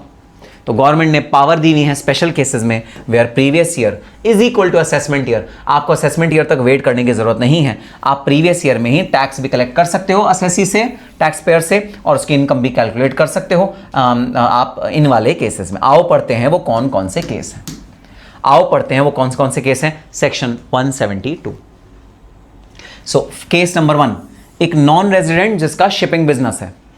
एक नॉन रेजिडेंट जिसका शिपिंग बिजनेस है, एक नॉन रेजिडेंट पर्सन है भाई, जैसे भाई यूएस का कोई शिपमैन है, कोई भाई यूएस की एजेंसी है, यूएस का कोई शिप भाई चलाने वाली कंपनी है, ट्रांसपोर्ट की कंपनी है, और वो यूएस की कंपनी क्या करती है, चाइना से माल उठाती है, इंडिया ड्रॉप करती है, इंडिया से माल उठाती है, बांग्लादेश ड्रॉप करती है, बांग्लादेश से माल उठाती है, सिंगापुर ड्रॉप करती है, सिंगापुर से उठाती है, कनाडा ड्रॉप करती है। उसका काम है पूरे वर्ल्ड में माल को ट्रांसफ़र करना, शिपिंग कंपनी है और नॉन रेजिडेंट है। नॉन रेजिडेंट मतलब इंडिया का भी रेजिडेंट नहीं है, वो बाहर देश का कोई पर्सन है, ब्रिटिशर है वो, कोई ब्रिटिश का, यूएस का, अमेरिका का, ऑस्ट्रेलिया का, वहाँ की कोई शिपिंग कंपनी है।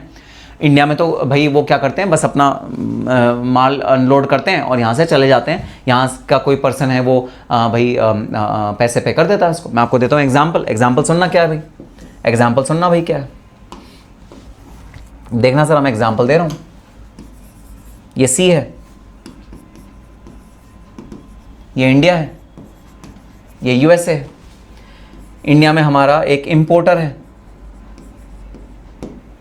इस इंपोर्टर ने यूएसए की एक शिपिंग यूएसए के एक्सपोर्टर से डील करी।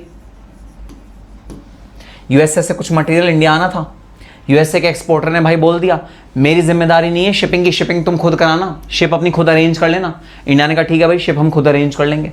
तो यूएसए के पोर्ट पे एक शिपिंग कंपनी थी, इंडिया के इंपोर्टर ने उस शिपिंग कंपनी से कॉन्ट्रैक्ट किया कि भाई शिपिंग कंपनी सुनो, तुम माल उठाओगे यूएसए और इसे इंडिया ला के दे दोगे मुझे और वापस चले जाओगे इंडिया के बाहर, और मैं तुम्हें यूएसडी में तुम्हारे को पेमेंट ट्रांसफर कर दूंगा। तो इस पर्सन ने, ये जो शिपिंग कंपनी थी, इसने यूएसए से माल उठाया, इंडिया में ड्रॉप कर दिया, वापस चला गया। एक ही दिन में इंडिया में आया था, एक दिन से ज़्यादा इंडिया में रहा ही नहीं है। एक ही दिन इंडिया में आया, एक ही दिन इंडिया में चला गया वापस। अब भाई इंडियन गवर्नमेंट फंस गई। इंडियन गवर्नमेंट क्यों फंसी? इंडियन गवर्नमेंट इसलिए फंसी कि ये जो पर्सन जब इंडिया आया था तब उसका चल रहा था प्रीवियस ईयर 26-27। इंडियन गवर्नमेंट को वेट करना था असेसमेंट ईयर तक, 27-28 तक, और पता लगा 27-28 में तो भैया इंडिया से बाहर ही चला गया था, इंडिया में था ही नहीं। इंडियन गवर्नमेंट फंस गई। तो यहां पर एक एक्सेप्शन लाया गया कि जैसे ही किसी नॉन रेजिडेंट का शिप इंडिया में आता है, वेट मत करो असेसमेंट ईयर का, पोर्ट पे ही देखो, जैसे ये शिप इंडिया में आया ना, पोर्ट पे ही, जो पोर्ट है ना पोर्ट, उसी पे ही इसका धर दबोचो और उसको भाई सुन पहले इनकम टैक्स पे करके जा, हम तेरी शिप को बाहर नहीं जाने देंगे इंडिया से, हम तेरी शिप को बाहर नहीं जाने देंगे इंडिया से, पहले टैक्स पे करके जा, तूने इतनी इनकम हमारे इंपोर्टर से कमाई है, जितनी इनकम कमाई है उस पर टैक्स पहले पे करके जा। तो पता है शिपिंग कंपनी वाला जो फॉरेनर है वो क्या कहेगा, hey we know income tax act, okay don't act smart with us, we know income tax act very well, we have taken coaching from one of the best teachers of India from income tax, okay we know income tax very well, don't try to mislead us, we know we don't have to pay income tax right now, we have to pay income tax in the assessment year. I will pay income tax, I will come back to India in the assessment year, God promise, I swear on my mother, I will come back next year, assessment year, I will pay you tax, please trust me, okay I will come back. वो ऐसे कह रहा है, वो शाना बनने की कोशिश कर रहा है। क्या शाना बनने की कोशिश कर रहा है, भाई मैं आऊंगा वापस असेसमेंट ईयर में टैक्स पे करने तुम्हारा, लेकिन आएगा नहीं आएगा किसको पता, किसको पता भाई आएगा नहीं आएगा, पैसे की बात है, बहुत मोटे पैसे की बात है। हम कहे ना भाई ना, हम तेरे आने का इंतजार नहीं करेंगे, तू अभी रुक जा, शिपिंग कंपनी तू अभी रुक जा, नॉन रेजिडेंट है तू, वैसे ही पता नहीं आएगा नहीं आएगा, तू टैक्स अभी के अभी पे करके जा। तो जब कोई नॉन रेजिडेंट की शिप इंडिया में आती है, जब कोई नॉन रेजिडेंट शिपिंग बिजनेस में जो है वो इंडिया में अपना भाई कोई काम करने आता है, चाहे 1 दिन के लिए रहे, चाहे 2 दिन के लिए रहे, चाहे 3 दिन के लिए रहे, उसकी शिप को रोक लिया जाता है और उसकी शिप को भाई रोक कर कहा जाता है कि तुम पहले अपना इनकम टैक्स पे करो, तभी हम तुम्हारी शिप को रिलीज करने देंगे, अदरवाइज रिलीज नहीं करने देंगे। This is the first exception to the rule that assessment year is the next year. इस केस में भाई असेसमेंट ईयर वही वाला ईयर बन जाएगा, तभी के तभी आप इनकम को असेस करोगे, तभी के तभी आप टैक्स भी कलेक्ट करोगे इस वाले पर्सन से जिसका शिपिंग बिजनेस है। सर एक बात बताओ, यहाँ नॉन रेजिडेंट ही क्यों लिखा है? अगर कोई रेजिडेंट है, रेजिडेंट मतलब इंडिया का कोई पर्सन है जो शिपिंग बिजनेस कर रहा है सर उसके लिए एक्सेप्शन क्यों नहीं है? क्योंकि देखो क्या लिखा है, नॉन रेजिडेंट शिपिंग बिजनेस लिखा है। क्या लिखा है? नॉन रेजिडेंट शिपिंग बिजनेस लिखा है। तो sir non resident shipping business क्यों लिखा है? अगर कोई रेजिडेंट है उसके लिए वाला रूल क्यों नहीं अपनाया? अरे रेजिडेंट तो भाई घर की खेती है, घर की मुर्गी दाल बराबर है जैसा होता है ना, रेजिडेंट तो घर का ही है, वो कहाँ जाएगा? रेजिडेंट को तो हम कहीं से भी धर दबोचेंगे, रेजिडेंट कहाँ जाएगा? अगर उस रेजिडेंट का शिपिंग बिजनेस है इंडिया में और वो इंडिया में ही रहता है, तो वो शिप उसकी भले ही कहीं भी पूरे वर्ल्ड में चक्कर खाती रहे, शिप उसकी कहीं भी जाती रहे, मुझे फर्क नहीं पड़ता। आएगा घूम फिर के कहाँ? शाम को आएगा तो घर ही आएगा, तो इंडिया में ही, वो कहाँ जाएगा? वो कहीं जा ही नहीं सकता। तो वो उस पर ये एक्सेप्शन भाई अप्लाई नहीं करती। वो जाएगा तो जाएगा कहाँ? राजनीश कह रहा है, बिल्कुल सही बात, वो कहाँ जाएगा? तो भाई ये एक्सेप्शन किस पे अप्लाई करती है? ये एक्सेप्शन अप्लाई करती है नॉन रेजिडेंट पे जिसका शिपिंग बिजनेस है। अगर आप नॉन रेजिडेंट हो और आपका शिपिंग बिजनेस है तो भाई आप इंडिया में इनकम टैक्स पे करके ही अपनी शिप को बाहर लेकर जाओगे, अदरवाइज आप शिप को बाहर लेकर नहीं जा सकते। This is exception to the rule that assessment year is the next year. इस केस में भाई असेसमेंट ईयर और प्रीवियस ईयर सेम हो जाता है, तो आपका जो प्रीवियस ईयर होगा वही असेसमेंट ईयर भी होगा। बताओ लॉजिक के साथ बात क्लियर? लॉजिक के साथ बात क्या? अब देखो लॉजिक के साथ अगर बात क्लियर करोगे ना तो रटने की जरूरत नहीं पड़ेगी, कभी याद करने की जरूरत नहीं पड़ेगी। ऐसा नहीं होगा कि सर हम ना ये एक्सेप्शंस को रट रहे हैं, मग कर रहे हैं, ऐसे करके रट रहे हैं। रटने की कभी जरूरत नहीं पड़ेगी। अगर लॉजिक के साथ याद करोगे तो मैं एग्जाम में ना खुद ही याद आ जाएगा कि हाँ क्या एक्सेप्शंस थे हमारे इस वाले रूल के। ठीक है सर, अगर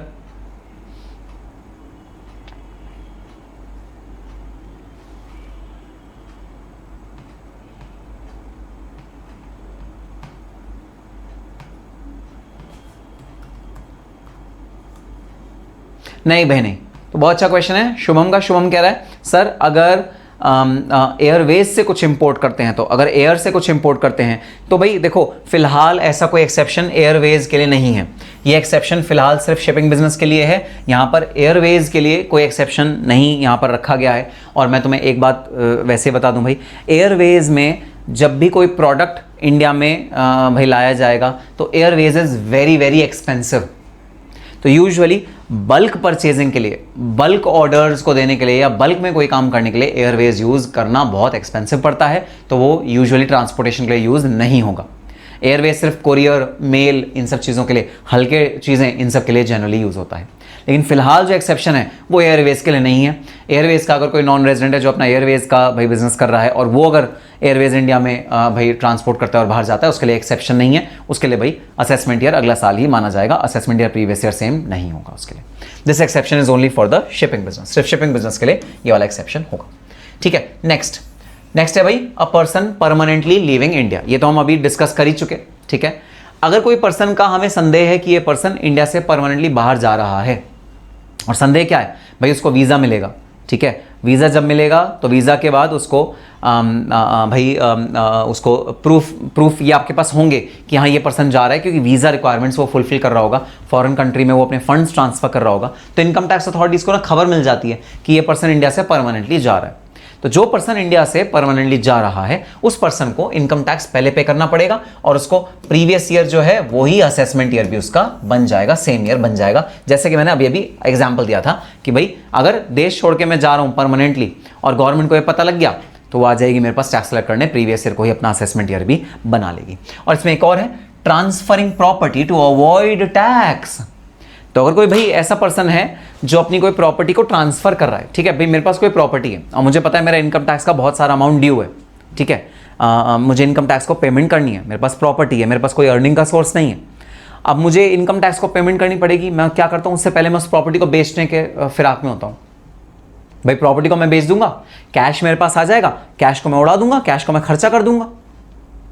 तो अगर इनकम टैक्स को ये बात पता लग जाती है कि भाई आपके पास कोई प्रॉपर्टी है और इनकम टैक्स बहुत सारा ड्यू है, और इतना ड्यू है इनकम टैक्स कि आपकी उस प्रॉपर्टी के सेल्स प्रोसीड इनकम टैक्स से रीपे होंगे, ठीक है, अगर गवर्नमेंट को ये बात पता लग जाती है तो वो आपकी प्रॉपर्टी को बेचने से आपको रोक सकते हैं। जी हाँ, गवर्नमेंट के पास ये पावर है कि आपको प्रॉपर्टी ना बेचने में, और बोलें कि ये प्रॉपर्टी अगर बिकेगी तो सबसे पहले इनकम टैक्स का ड्यू क्लियर करो, वरना प्रॉपर्टी को हम बेचने नहीं देंगे। तो जहां इनकम टैक्स को थोड़ा सा भी शक होता है कि भाई ये पर्सन अपनी प्रॉपर्टी बेच रहा है और उसका प्रॉपर्टी बेचने का मकसद ये ताकि इनकम टैक्स ना पे करना पड़े, ताकि फटाफट प्रॉपर्टी से पैसे आए, पैसे कोई उड़ा देगा, कहीं खर्चा कर देगा, जहां इनकम टैक्स को शक होता है वहां पर वो असेसमेंट ईयर का इंतजार नहीं करेगी और वो तुरंत एक्शन लेके तुरंत रिकवरी कर लेगी इनकम टैक्स की उस वाले पर्सन से। सो पर्सन जो प्रॉपर्टी को बेचना चाह रहा है टू अवॉइड टैक्स, वो भी previous year is equal to assessment year के फॉर्मूले में फॉल कर जाएगा। तो सर 100 कंट्री में टैक्स देना पड़ेगा, 100 कंट्री में मतलब सिर्फ एक ही कंट्री में टैक्स देना पड़ेगा? हाँ, टैक्स तो देखो एक ही कंट्री में देना पड़ेगा, टैक्स 2 कंट्री में नहीं देना पड़ेगा, टैक्स एक ही कंट्री में देना पड़ेगा। अब जैसे अगर मैं बात करूँ इस वाले शिप वाले पर्सन की, ये भाई इंडिया जब आएगा तो टैक्स देगा। सपोज अगर ये जब यूएस गया तब भी इसने अगर सपोज टैक्स दिया, तो एक चीज़ होती है जो तुम्हारे इंटरमीडिएट के कोर्स में नहीं है, जो तुम्हारे फाइनल के कोर्स में है, उस चीज़ का नाम है double taxation avoidance agreement. Double taxation avoidance agreement. अरे ये मैंने क्या बोल दिया यार, छोटे छोटे बच्चे हैं, इनको कुछ समझ में तो आएगा नहीं, बेचारे कंफ्यूज हो जाएंगे। अब मैं ये पढ़ा दूंगा अगर इनको मैंने नॉलेज दे दी डबल टैक्सेशन अवॉइडेंस अग्रीमेंट की, और ये कंफ्यूज हो गए, जो आगे के कंसेप्ट है वो भी नहीं समझ पाए, तो फिर क्या होगा। मतलब ये तो कॉन्सेप्ट मुझे इनको इंट्रोड्यूस नहीं करना चाहिए, क्योंकि छोटे छोटे मासूम से बच्चे, अभी फाउंडेशन का एग्ज़ाम भी इन्होंने क्लियर नहीं किया है, तो DTA कैसे ये समझेंगे ना, फिर बिल्कुल कंफ्यूज हो जाएंगे। तो इनको मुझे पढ़ाना नहीं चाहिए, DTA के बारे में ना बेसिक नॉलेज इनको नहीं देनी चाहिए मुझे। हाँ, ऐसे करना चाहिए मुझे, ठीक है। तो हाँ, छोड़ो ये सब छोड़ो, ये सब कुछ नहीं है, ये सब बेकार की चीज़ें हैं, ठीक है। तो हाँ, 2 कंट्रीज़ में टैक्स नहीं देना पड़ेगा, 2 अलग अलग कंट्रीज़ में आप टैक्स नहीं दोगे, ये बात आपको भाई देनी है। डर जाएंगे हम, सुनाई दे रहा है? क्या सुनाई दे रहा है आपको? बता दो सर, हम बड़े हो गए हैं, समझ जाएंगे। अरे यार, तुमने सुन लिया क्या जो मैंने बोला? मैं तो इतना हल्के हल्के, मैं तो मन, बताओ तुम मेरी मन की बात भी पढ़ लेते हो हैं? सब कह रहे हैं सर बता दो, हमने सुन लिया। मेरी मन की बात कैसे सुन लेते हो? तो मैं तो मन में बोला था ये। ओहो, तुमने सुन लिया क्या? चलो भाई, अब तैयार हो जाओ एक फाइनल के लेवल के कॉन्सेप्ट को सुनने के लिए। ये कॉन्सेप्ट भाई फाइनल के लेवल का है, लेकिन मैं तुम्हें बता रहा हूं ये कॉन्सेप्ट जो फाइनल के लेवल का है, मैं तुम्हें ये इंटरमीडिएट में बता रहा हूं। बस एक वादा करना पड़ेगा तुम्हें। वादा क्या करना पड़ेगा? वादा ये करना पड़ेगा कि तुम ये जो पूरा कॉन्सेप्ट है ये सुनते ही भूल जाओगे, इसको बिल्कुल भी अपने दिमाग में नहीं रखोगे, क्योंकि इंटरमीडिएट के लिए ये कॉन्सेप्ट रेलिवेंट नहीं है, ठीक है। तो तुम्हें वादा करो, वादा रहा स्टूडेंट से टीचर का, ये कॉन्सेप्ट वो भूल जाएंगे सदा। सर जी आपके मुंह के पास ही माइक है। हाँ, मुंह के पास तो माइक है, लेकिन तो मैंने मन में कहा था, मन में बोला था। सर के मन की बात सुनाई दे दी। चलो अब मेरा वादा कर दो मेरे से, अब जो मैं तुम्हें समझाने जा रहा हूं वो तुम भूल जाओगे, वो तुम याद नहीं रखोगे, वो तुम याद नहीं रखोगे, तुम भूल जाओगे, फाइनल में याद आओगे, ये वादा करो, प्रॉमिस प्रॉमिस प्रॉमिस करो कि बिल्कुल भी तुम इसे याद नहीं रखोगे, सुन के डिलीट कर देंगे। Very good very good, perfect. अब देखो होता क्या है, ये इंडिया है, ये यूनाइटेड स्टेट्स ऑफ अमेरिका है, ठीक है। यहां पर एक शिपिंग बिजनेस है, किस पर्सन का? यूनाइटेड स्टेट्स ऑफ अमेरिका के पर्सन का। अब ये शिप जब इंडिया आती है तो इंडिया वाले previous year is equal to assessment year वाला फॉर्मूला लगा के इससे टैक्स रिकवर कर लेते हैं। जब ये शिप वापस यूएस जाती है, क्योंकि ये परमानेंट रेजिडेंट यूएस की ही है, तो यूएस गवर्नमेंट सेम इनकम पे इनकम टैक्स लगा देती है, ये कह के कि भाई तुम तो मेरे ही आदमी हो, तुम मुझे टैक्स नहीं दोगे तो और किसको टैक्स दोगे। तो सेम इनकम पे जो इस वाले शिपिंग बिजनेस ने कमाई, उसको दो गवर्नमेंट को टैक्स देना पड़ जाता है। इसे बोलते हैं डबल टैक्सेशन। पूरे वर्ल्ड की सारी जो गवर्नमेंट्स थी वो सारी इकट्ठे बैठी और उन्होंने कहा भाई ये तो गलत हो रहा है, डबल टैक्सेशन बिल्कुल भी नहीं होना चाहिए, double taxation is a wrong thing. इस शिपिंग बिजनेस वाले को इंडिया में भी टैक्स किया जा रहा है सेम इनकम पे से यूएसए में भी टैक्स किया जा रहा है, ये बिल्कुल गलत बात है। तो सारी की सारी वर्ल्ड की कंट्रीज इकट्ठा बैठी और सबके फाइनेंस मिनिस्टर्स ने साइन किया something which is known as a treaty. Treaty मतलब कॉन्ट्रैक्ट। इन्होंने कॉन्ट्रैक्ट एंटर किया, इन्होंने कॉन्ट्रैक्ट साइन किया और उन्होंने एक रिलीफ दिया, इसे बोलते हैं डीटीए रिलीफ। रिलीफ का मतलब ये होता है कि भाई जो इनकम एक कंट्री में टैक्स हो गई उसको दूसरी कंट्री टैक्स नहीं करेगी, उसको रिफंड देगी उस वाले पर्सन को।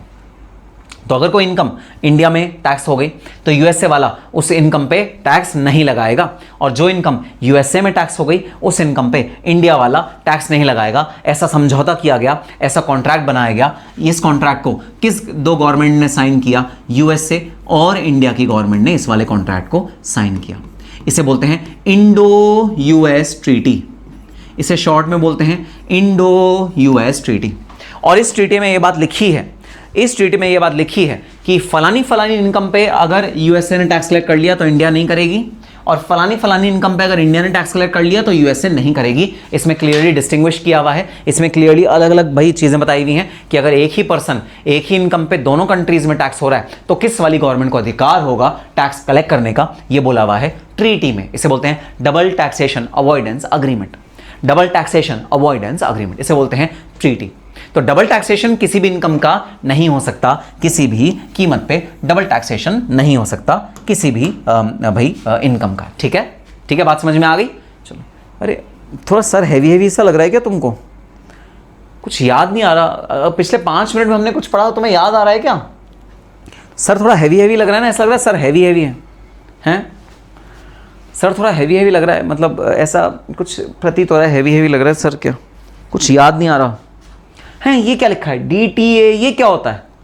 Treaty, USA India relief, Indo US, India USA, ये सब क्या है? कुछ याद आ रहा है क्या तुमको कुछ याद आ रहा है क्या? नहीं, मुझे तो नहीं याद आ रहा है, पता नहीं क्या लिखा है ये, पता नहीं क्या लिखा है। इसको भूल जाओ, इग्नोर कर दो भाई, इग्नोर कर दो। पता नहीं ये कौन लिख के चला गया मेरे बोर्ड पे, ट्रीटी फ्रीटी ये सब बेकार की चीज़ें। इसे भाई तुमने भी भुला दिया क्या? हैं, तुमने भी डिलीट कर दिया क्या? भूल गया? हाँ राजनीश भूल गया ना, वेरी गुड।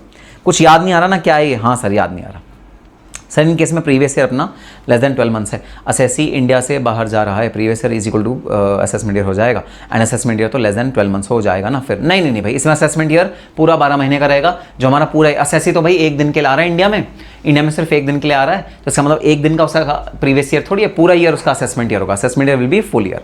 कुछ याद तो नहीं आ रहा ना? हाँ सर याद नहीं आया। कुछ याद तो नहीं रखोगे ना? हाँ सर याद नहीं रखे। ये नालायक लड़की है ना प्रभा शर्मा, सेक्शन 90 सेक्शन तक ले आइए। नालायक भूल जाओ, भूलना है। डबल टैक्सेशन नहीं होता एक इनकम पे। ये क्या कैसी है जी, गंदी बातें करो, छी। डबल टैक्सेशन अवॉइडेंस, ये क्या है? डबल टैक्सेशन अवॉइडेंस एग्रीमेंट एक कलेक्ट होता है टैक्स। हिमांशु जवाब दे दिया तुम्हारे क्वेश्चन का। फिर तो डीटीए के लिए हमेशा ट्रीटी बना पड़ेगा डिफरेंट कंट्री से। बिल्कुल, सारी कंट्रीज से हमारी ट्रीटी है भाई। हमारी यूएस से भी ट्रीटी है, हमारी यूके से भी ट्रीटी है, ऑस्ट्रेलिया से भी है, सारी कंट्रीज से हमारी ट्रीटी है। बिल्कुल। अरे भूल जाओ, मुझे नहीं पता क्या है, क्या सवाल कर रहे हो तुम, मुझे नहीं पता। मैं ये सब बेकार की बातें मैं नहीं करता, मुझे नहीं पता।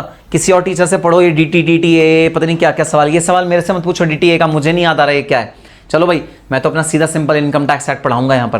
परमानेंटली लिविंग इन इंडिया, अगर कोई पर्सन परमानेंटली इंडिया लीव कर रहा है या ट्रांसफर हो रही है प्रॉपर्टी टू अवॉइड टैक्स, तो गवर्नमेंट के पास पावर है, वो प्रीवियस ईयर को असेसमेंट ईयर की तरह ट्रीट कर लेगा, और अगर प्रीवियस ईयर असेसमेंट ईयर की तरह ट्रीट हो गया तो भाई आपकी इनकम हो जाएगी टैक्स, पूरी पूरी इनकम हो जाएगी टैक्स। ठीक है सर, बात समझ में आ गई। नेक्स्ट एक्सेप्शन है bodies formed for short duration, जो बॉडीज शॉर्ट ड्यूरेशन के लिए फॉर्म होती हैं। भाई ये बता दो, तुम में से कितने स्टूडेंट्स रामलीला जाना एंजॉय करते हैं? रामलीला होती है ना दशहरे से पहले, दशहरे से 10 दिन पहले रामलीला होती है, रामलीला का मंचन होता है।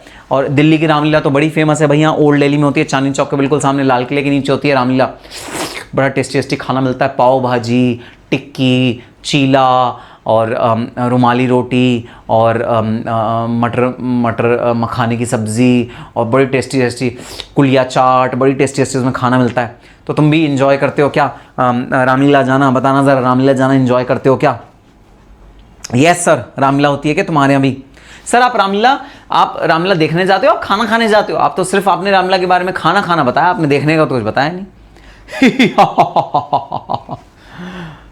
सर मुंह में पानी आ रहा है। पहले बताओ रामलीला जाते हो क्या?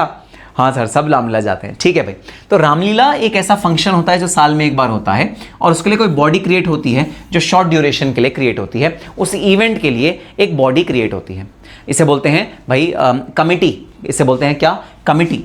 तो एक कमिटी क्रिएट होती है शॉर्ट ड्यूरेशन के लिए। रामलीला जब हुई तो इस कमिटी को भाई डाइल्यूट कर दिया जाता है, खत्म कर दिया जाता है। ठीक है, तो कोई ऐसी बॉडी है जो शॉर्ट टर्म के लिए क्रिएट हो रही है, जो किसी फंक्शन को करने के लिए क्रिएट हो रही है या किसी इवेंट को करवाने के लिए क्रिएट हो रही है, उस केस में भाई वो हमें पता है कि वो वाली बॉडी इस साल के खत्म होने तक खत्म हो जाएगी, उसको खत्म कर दिया जाएगा भाई। तो भाई ऑब्वियसली बात है, गवर्नमेंट ऑफ इंडिया कहेगी हम असेसमेंट ईयर तक इंतजार नहीं करेंगे, क्योंकि ये बॉडी तो खत्म हो जाएगी। तो इसका इनकम हम प्रीवियस ईयर में ही कलेक्ट कर लेंगे। Again previous year is equal to assessment year, again previous year is equal to assessment year. Previous year और असेसमेंट ईयर इस केस में चेंज सेम हो जाएगा, जहां पर body is formed for short duration, जहां पर बॉडी शॉर्ट ड्यूरेशन के लिए बनी है वहां पर प्रीवियस ईयर और असेसमेंट ईयर बिल्कुल सेम रहेगा, उसमें कोई डिफरेंस भाई नहीं रहेगा। सो इस केस में भी हम प्रीवियस ईयर और असेसमेंट ईयर को बिल्कुल सेम रखेंगे, इन दोनों में कोई डिफरेंस नहीं होगा। और असेसमेंट ईयर, क्योंकि असेसमेंट ईयर तक हो सकता है भाई ये पहुंचे ही ना, इस वजह से हम लोग इसमें जल्दी टैक्स रिकवर कर लेंगे। बिल्कुल भाई, कोलकाता में जैसे दुर्गा पूजा होती है, वेरी गुड, पंडाल सजते हैं। ठीक है, पंडाल होता है, पंडाल हॉपिंग करते हो आप लोग, और जब पंडाल हॉपिंग करते हो तो फिर आप भाई उसका शॉर्ट ड्यूरेशन के लिए पंडाल भाई सजाते हैं, और फिर वो साल के खत्म होने से पहले पहले खत्म हो जाते हैं। ठीक है, प्रभाकरी सर आप चटोरे हो, नालायक।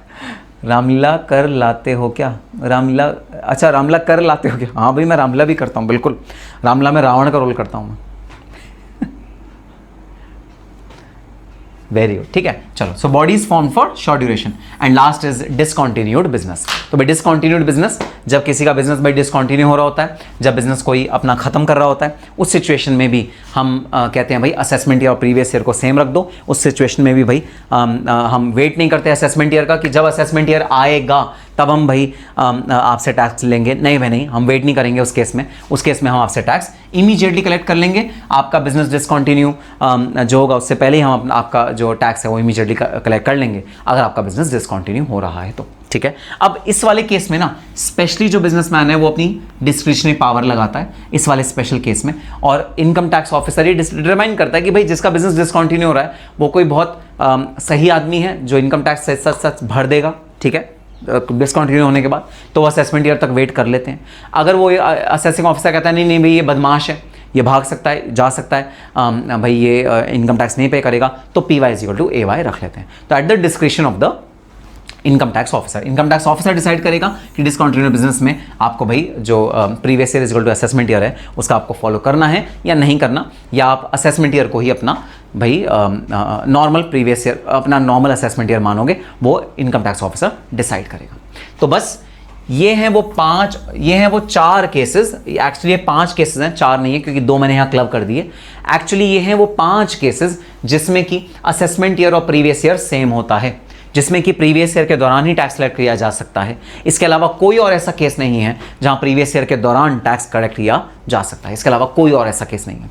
इन केसेस के अलावा जो आपका टैक्स है वो अगले साल ही कलेक्ट होता है, असेसमेंट ईयर में ही कलेक्ट होता है, प्रीवियस ईयर में कलेक्ट नहीं होता। सर क्या ये पांचों केस हमें याद करने हैं? जी हाँ, बिल्कुल 110% ये पांचों केस आपको याद करने हैं। एग्जाम पॉइंट ऑफ व्यू से आपका जो भाई थियोरेटिकल क्वेश्चन एग्जाम में आता है इसमें से पूछा जा सकता है।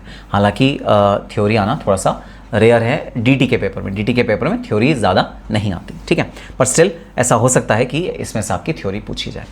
ठीक है भाई, चलो तो भाई हमारा स्कोर कितना था? हमारा स्कोर था 4:1, ठीक है। और अब एक क्वेश्चन आ गया जिसमें हम अपने स्कोर को रिवाइज करेंगे। हमारा स्कोर कितना था? हमारा स्कोर था 4:1। मेरे 4 पॉइंट्स थे, तुम्हारे 1 पॉइंट थे, ठीक है। और अब हमको एक ऐसा क्वेश्चन आ गया जिस क्वेश्चन के जवाब देना है और हम देखेंगे कि हमारा स्कोर भाई इंप्रूव हो सकता है या हमारा स्कोर भाई डिप्लीट हो सकता है। तो आओ देखते हैं। हाँ, जॉइंट वेंचर, ये joint venture is an example.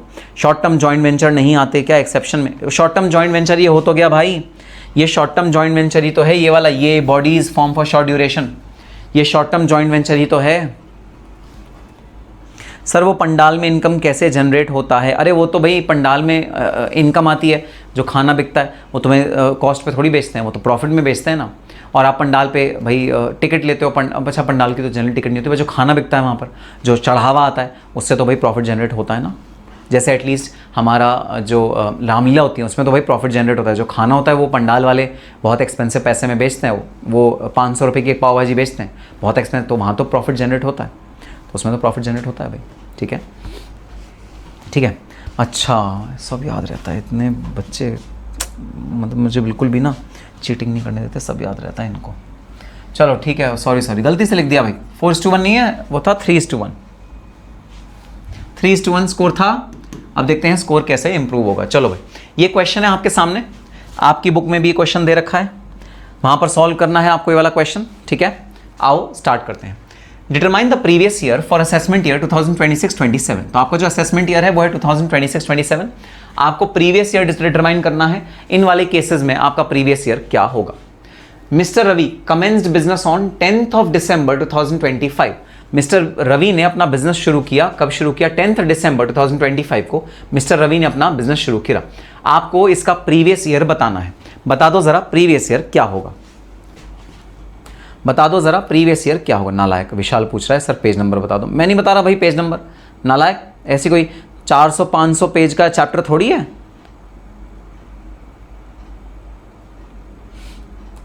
चलो बता दो भाई इसका प्रीवियस ईयर क्या होगा। What is the previous year?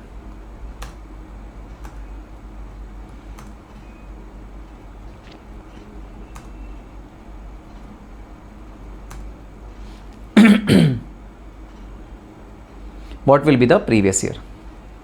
Very good, perfect, very good। देखो खुशी का जवाब गलत है। खुशी कह रही है 2025-26। 2025-26 तो मतलब पूरा ईयर हो जाएगा, पूरा ईयर थोड़ी है ये पूरा ईयर थोड़ी है। बुशरा का जवाब भी बिल्कुल गलत है, मुक्ति का जवाब भी बिल्कुल गलत है। देखो भाई अब ऐसे मत करो, ऐसे तुम गड़बड़ कर रहे हो। देखो ये बहुत गलत बात है, ये तुम गड़बड़ कर रहे हो। देखो अगर ऐसे जवाब दोगे तो, हाँ अब दिया ना सही जवाब। पंचाल का जवाब बिल्कुल गलत। वो कह रहा है 1 April 2025 से। सबसे पहले तो ना अब देखो ये इसे चेंज कर दो, बड़ा दिल को ना सुकून सा मिलता है। दिल को मेरे सुकून आया, ये हो गया भाई 4:1। क्यों हो गया 4:1? क्योंकि सारे बच्चों ने गलत जवाब दिया। 25-26 लिख रहे हैं सारे बच्चे। नहीं, 25-26 is not the previous year please. Previous year होगा 10th December 2025 to 31st March 2026। Previous year होगा 10th December 2025 to 31st March 2026। बिल्कुल ट्रंकेटेड ईयर होगा भाई, छोटा ईयर होगा। आंसर 25-26 नहीं है। 25-26 का मतलब है पूरा साल। क्या ये पूरा साल है? नहीं, बिजनेस तो अभी शुरू हुआ है। कमेंस बिजनेस तो अभी शुरू हुआ है। तो हमारा जो प्रीवियस ईयर क्या होगा वो होगा ये। अच्छा इसके आगे एक्सप्लेनेशन भी लिखना भी जरा, एक्सप्लेनेशन भी लिखना। Since the business is commenced on since the business of Mr. Ravi is commenced on 10th December 2025 Since the business of Mr. Ravi is commenced on 10 December 2025, comma, the previous year will be less than 12 months. The previous year will be less than 12 months. Full stop. It will commence on 10th December 2025. It will commence on 10th December 2025. Yes, Satyam, previous year छोटा हो सकता है लेकिन assessment year नहीं. Yes, तो previous year छोटा है, इस केस में प्रीवियस ईयर छोटा है. इस ईयर में हमें प्रीवियस ईयर ही डिटरमाइन करना है और रीजंस लिखने हैं कि ये क्यों छोटा है. ठीक है भाई, लिख लिया.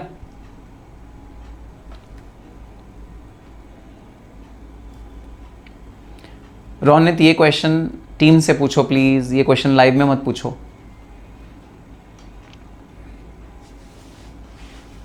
चलो अब आ जाए पार्ट बी. रीजन भी लिखना है भाई, साथ में रीजन भी लिख रहे हो ना. चलो part B. Sonam commenced business. Sonam ने बिजनेस कमेंस किया. सोनम ने कब बिजनेस कमेंस किया? 10 मार्च 2026 को बिजनेस कमेंस किया. तुम्हें बताना है कि तुम्हारा फाइनेंशियल ईयर क्या है, तुम्हारा प्रीवियस ईयर क्या है. प्रीवियस ईयर बताना है. अंकित मॉडल का जवाब बिल्कुल सही. सान्या मंसूरी का जवाब बिल्कुल गलत. अरे नालायक सान्या मंसूरी. सान्या मंसूरी ने पता क्या लिखा है? 10 मार्च 2026 टू 31 मार्च 2027. ये थोड़ी होगा प्रीवियस ईयर. ओ भाई साहब, राजनीश कुमार तिवारी तो और भी ज्यादा महान लिखता है 10 मार्च 2023. राजनीश कुमार तिवारी कहां 23 दिख रहा है तुम्हें? यहां 26 है, नालायक. सत्यम प्रसाद कह रहे हैं 10 मार्च 27 टू 31 मार्च 27. 27 में कहां पहुंच गए तुम तिवारी जी? सत्यम प्रसाद 27 में कहां पहुंच गए तुम? तो इसका सही जवाब है 10 मार्च 2026 टू 31 मार्च 2026. अरे भाई 27 नहीं 26. 27 नहीं 26. सर तो क्या सिर्फ 20 दिन का प्रीवियस ईयर? हाँ, सिर्फ 20 दिन का प्रीवियस ईयर. पंचाल फिर गलत दिख रहा है. क्या करूं भाई, मैं तो मौजा ही मौजा. शाम सवेरे हुण मौजा ही मौजा. शाम सवेरे हुण मौजा ही मौजा. शाम सवेरे हुण मौजा ही मौजा. होए बल्ले बल्ले बल्ले, होए बल्ले बल्ले बल्ले. मेरे तो बल्ले बल्ले हो जाते हैं. 5:1 हो गया. आकाश मंडल ने पहले लिख दिया 5:1. बहुत होशियार बन रहे हो. हाँ, 5:1. यस. तो भाई 5:1 हो गया मेरा स्कोर. ठीक है, सही आंसर है 10 मार्च 2026 से लेकर 31 मार्च 2026.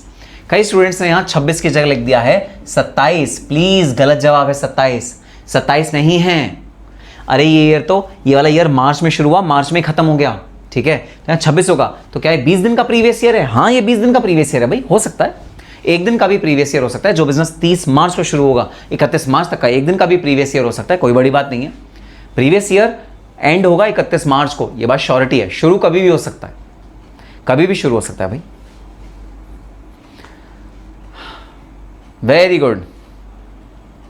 अच्छा बताओ, ये बात क्लियर हुई तो चैट बॉक्स में लिखो यस. कोई कंफ्यूजन है तो पूछो.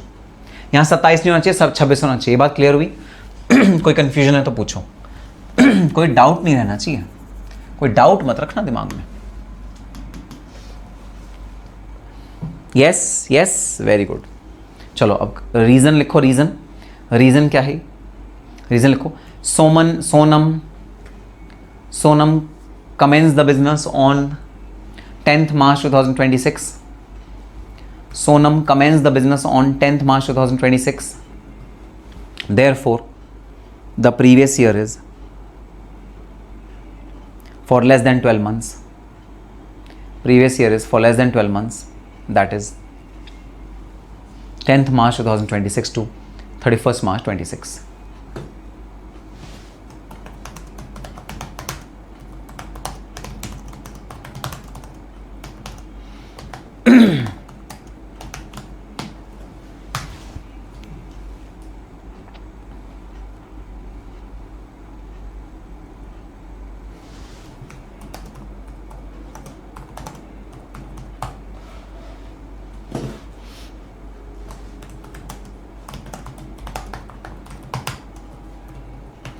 सी पार्ट जरा खुद ट्राई करो भाई. सी पार्ट का मैं जवाब नहीं दे रहा.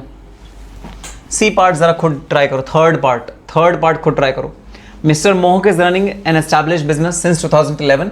2011 से ये लोग अपना बिजनेस चला रहे हैं। During the financial year 25-26 financial 25-26 में बिजनेस ने प्रॉफिट अर्न किया है 25 लाख रुपए का। आपको प्रीवियस ईयर बताना है क्या होगा, प्रीवियस ईयर बताना है क्या होगा। देखो जरा रमाकांत नायक ने क्या नया ईयर निकाला है भाई साहब। मैं ये आंसर को ना बोर्ड पे लिखना चाहता हूं भाई, झंडे गाड़ दिए लड़के ने। देखना जरा न्यू ईयर रमाकांत नायक ने क्या लिखा। रमाकांत नायक ने न्यू ईयर लिखा 31 मार्च 2025 से लेकर 1 अप्रैल 2026। वाह वाह वाह, ऐसा ईयर कभी देखा है क्या? ऐसा फाइनेंशियल ईयर भाई साहब, ऐसा फाइनेंशियल ईयर कभी देखा है क्या? देखो फाइनेंशियल ईयर के लिए रमाकांत नायक ने क्या लिखा है, नालायक। 31 मार्च 2025 से लेकर 1 अप्रैल 2026। वाह, खैर मैं तो क्या कहूंगा, होए होए होए होए, मौजा ही मौजा, शाम सवेरे हुण मौजा ही मौजा होए। साडे नाल रहोगे ते ऐश करोगे, जिंदगी दे सारे मजे कैश करोगे साडे नाल। होए होए साडे नाल, होए होए। क्या हो गया ये? मजे आ गए मजे। क्या हो गया भाई? ये हो गया 6:1। Yes yes yes yes yes, हो गया। क्या हो गया? 6:1। यस, वेरी गुड नालायक। कोई फाइनेंशियल ईयर 31 मार्च से शुरू नहीं होता, हर फाइनेंशियल ईयर 1 अप्रैल से शुरू होता है। 1 अप्रैल 2025 से लेकर 31 मार्च 2026। 1 अप्रैल 2025 से लेकर 31 मार्च 2026 ये पूरा ईयर होगा, क्योंकि पूरे ईयर के दौरान बिजनेस चल रहा था। पूरे ईयर के दौरान बिजनेस चल रहा था, तो ये पूरा ईयर होगा। राजनीश तो सही आंसर भाई। देखो अगर कोई भी एक भी बच्चा गलत आंसर देखेगा तो मेरे तो मजे आ जाएंगे ना। मैं तो गलत आंसर को फिर उसके पॉइंट्स मेरे मिल जाएंगे ना, कि तुम एक तरफ हो मैं एक तरफ हूँ, तुम सब मिलके एक पार्टी हो मैं एक पार्टी हूँ, ठीक है। तो तुम में से कोई भी गलती करेगा तो ये एज्यूम करा जाएगा सबने गलती करी है ना भाई। कोई भी एक गलती करेगा एज्यूम करा जाएगा सबने गलती करी है। चलो आंसर क्या है? 1 अप्रैल 2025 to 31 मार्च 2026। चलो एक्सप्लेनेशन लिखो, एक्सप्लेनेशन, रीजन लिखो, रीजन लिखो, reason. The business is run for the entire previous year. The business is run for the entire previous year, full stop. The business is run for the entire previous year, full stop. Therefore, the previous year will be the full financial year, that is 2025-26. Therefore, the previous year will be the full financial year, that's 2025-26. इतनी जल्दी क्यों हार मान रहे हो? राजनीश कह रहे हैं तब तो हो गया जीत आपका। सर मैं पहले ही हार मान लेता हूँ, फिर तो आप जीत गए। सर आप गलत है ना, ये तो गलत है ना। चलो धीरे धीरे करके भाई रिलैक्स करेंगे अपने जो नियम कानून है उसे रिलैक्स करेंगे। सर अभी आप जीत जाओ बट एग्जाम में हमें जीतने के लिए रेडी करवा दो। अरे वाह क्या डायलॉग मारा फैजान ने, जबरदस्त। कह सर अभी आप जीत जाओ कोई बात नहीं, लेकिन एग्जाम में हमें जितवा दो बस। एग्जाम में तो तुम्हें जितवा रहा हूं, ठीक है भाई। चलो आ जाओ फोर्थ पार्ट क्या कहता है? Mister Akhil is following calendar year. Mister Akhil जो है वो अपने अकाउंटिंग करने के लिए कैलेंडर ईयर फॉलो करते हैं। कैलेंडर ईयर का क्या मतलब है? कैलेंडर ईयर का मतलब है 1 जनवरी से लेकर 31 दिसंबर तक फॉलो करते हैं अपने अकाउंटिंग करने के लिए। What will be the previous year for assessment year 2026-27? इनका प्रीवियस ईयर बता दो भाई। ये कैलेंडर ईयर फॉलो करते हैं, फाइनेंशियल ईयर फॉलो ही नहीं करते। अगर ये फाइनेंशियल ईयर फॉलो ही नहीं करते तो ऑब्वियस सी बात है भाई, जो प्रीवियस ईयर होगा वो भी भाई हमारा भी भाई वही होगा, कैलेंडर ईयर ही रखना पड़ेगा ना प्रीवियस ईयर भी। लो मैंने कैलेंडर ईयर ही रख दिया प्रीवियस ईयर भी, क्योंकि अकाउंट्स जब कैलेंडर ईयर के हिसाब से बनते हैं तो टैक्स भी भाई कैलेंडर ईयर के हिसाब से कैलकुलेट करना पड़ेगा, मजबूरी है भाई, क्या करें। अकाउंट जब कैलेंडर ईयर के हिसाब से बने हैं तो टैक्स भी कैलेंडर ईयर के हिसाब से कैलकुलेट करना पड़ेगा, है ना, मजबूरी है। तो ये ऐसे मैंने लिख दिया। सान्या कह रही है 1 April 2025 to 31 March 2026। Very good, perfect. Panchal कह रहा है 25-26। दिया कह रही है 25-26। रिया का तो नया ही आंसर 26-27 नालायक, 26-27 तो असेसमेंट ईयर है। विशाल कह रहा है 26-27 नालायक। यस, दिया गोयल का जवाब बिल्कुल सही। Diya Goyal is absolutely correct. Tax will be calculated as per financial year only. नहीं भाई नहीं, ऐसा नहीं हो सकता कि टैक्स कैलेंडर ईयर के हिसाब से चले। आप दुनिया इधर की उधर कर दो, आपको जो करना है आप कर लो, लेकिन टैक्स जो कैलकुलेट होगा तो फाइनेंशियल ईयर के हिसाब से कैलकुलेट होगा। अकाउंट्स अगर आपने कैलेंडर ईयर के हिसाब से बनाया बनाओ, कोई बात नहीं, लेकिन टैक्स जो आपको कैलकुलेट करना है वो तो भाई फाइनेंशियल ईयर के हिसाब से कैलकुलेट होगा। इस रूल का कोई भी एक्सेप्शन नहीं है। हम सिर्फ एक ईयर फॉलो करते हैं, वो है फाइनेंशियल ईयर। हम कैलेंडर ईयर नहीं फॉलो करते। भले आप अकाउंट्स चाहे जैसे बना लो, आपकी मर्जी, आप अकाउंट्स चाहे जैसे बना लो, मुझे फर्क नहीं पड़ता, मुझे फर्क नहीं पड़ता। अकाउंट्स कैसे बना लो, लेकिन जो टैक्स कैलकुलेट होगा वो सिर्फ और सिर्फ फाइनेंशियल ईयर के हिसाब से कैलकुलेट होगा। आंसर लिखो 1 अप्रैल 2026 टू 31 मार्च 2026, 25 से 26। भाई असेसमेंट ईयर देखो ना, असेसमेंट ईयर क्या है? असेसमेंट ईयर 26-27 है, तो फाइनेंशियल ईयर क्या हुआ? 25-26, ऑब्वियस सी बात है। असेसमेंट ईयर 26-27 तो फाइनेंशियल ईयर क्या हुआ? 25-26। प्लीज अंडरस्टैंड दिस लॉजिक, समझे? That is why. Very good, perfect, ठीक है सर। इसमें किसको पॉइंट मिलेगा? ऑफ कोर्स मुझे। क्यों सर, आपको क्यों पॉइंट मिलेगा? देख लो आंसर, देख लो। रिया तिलवानी का आंसर गलत है।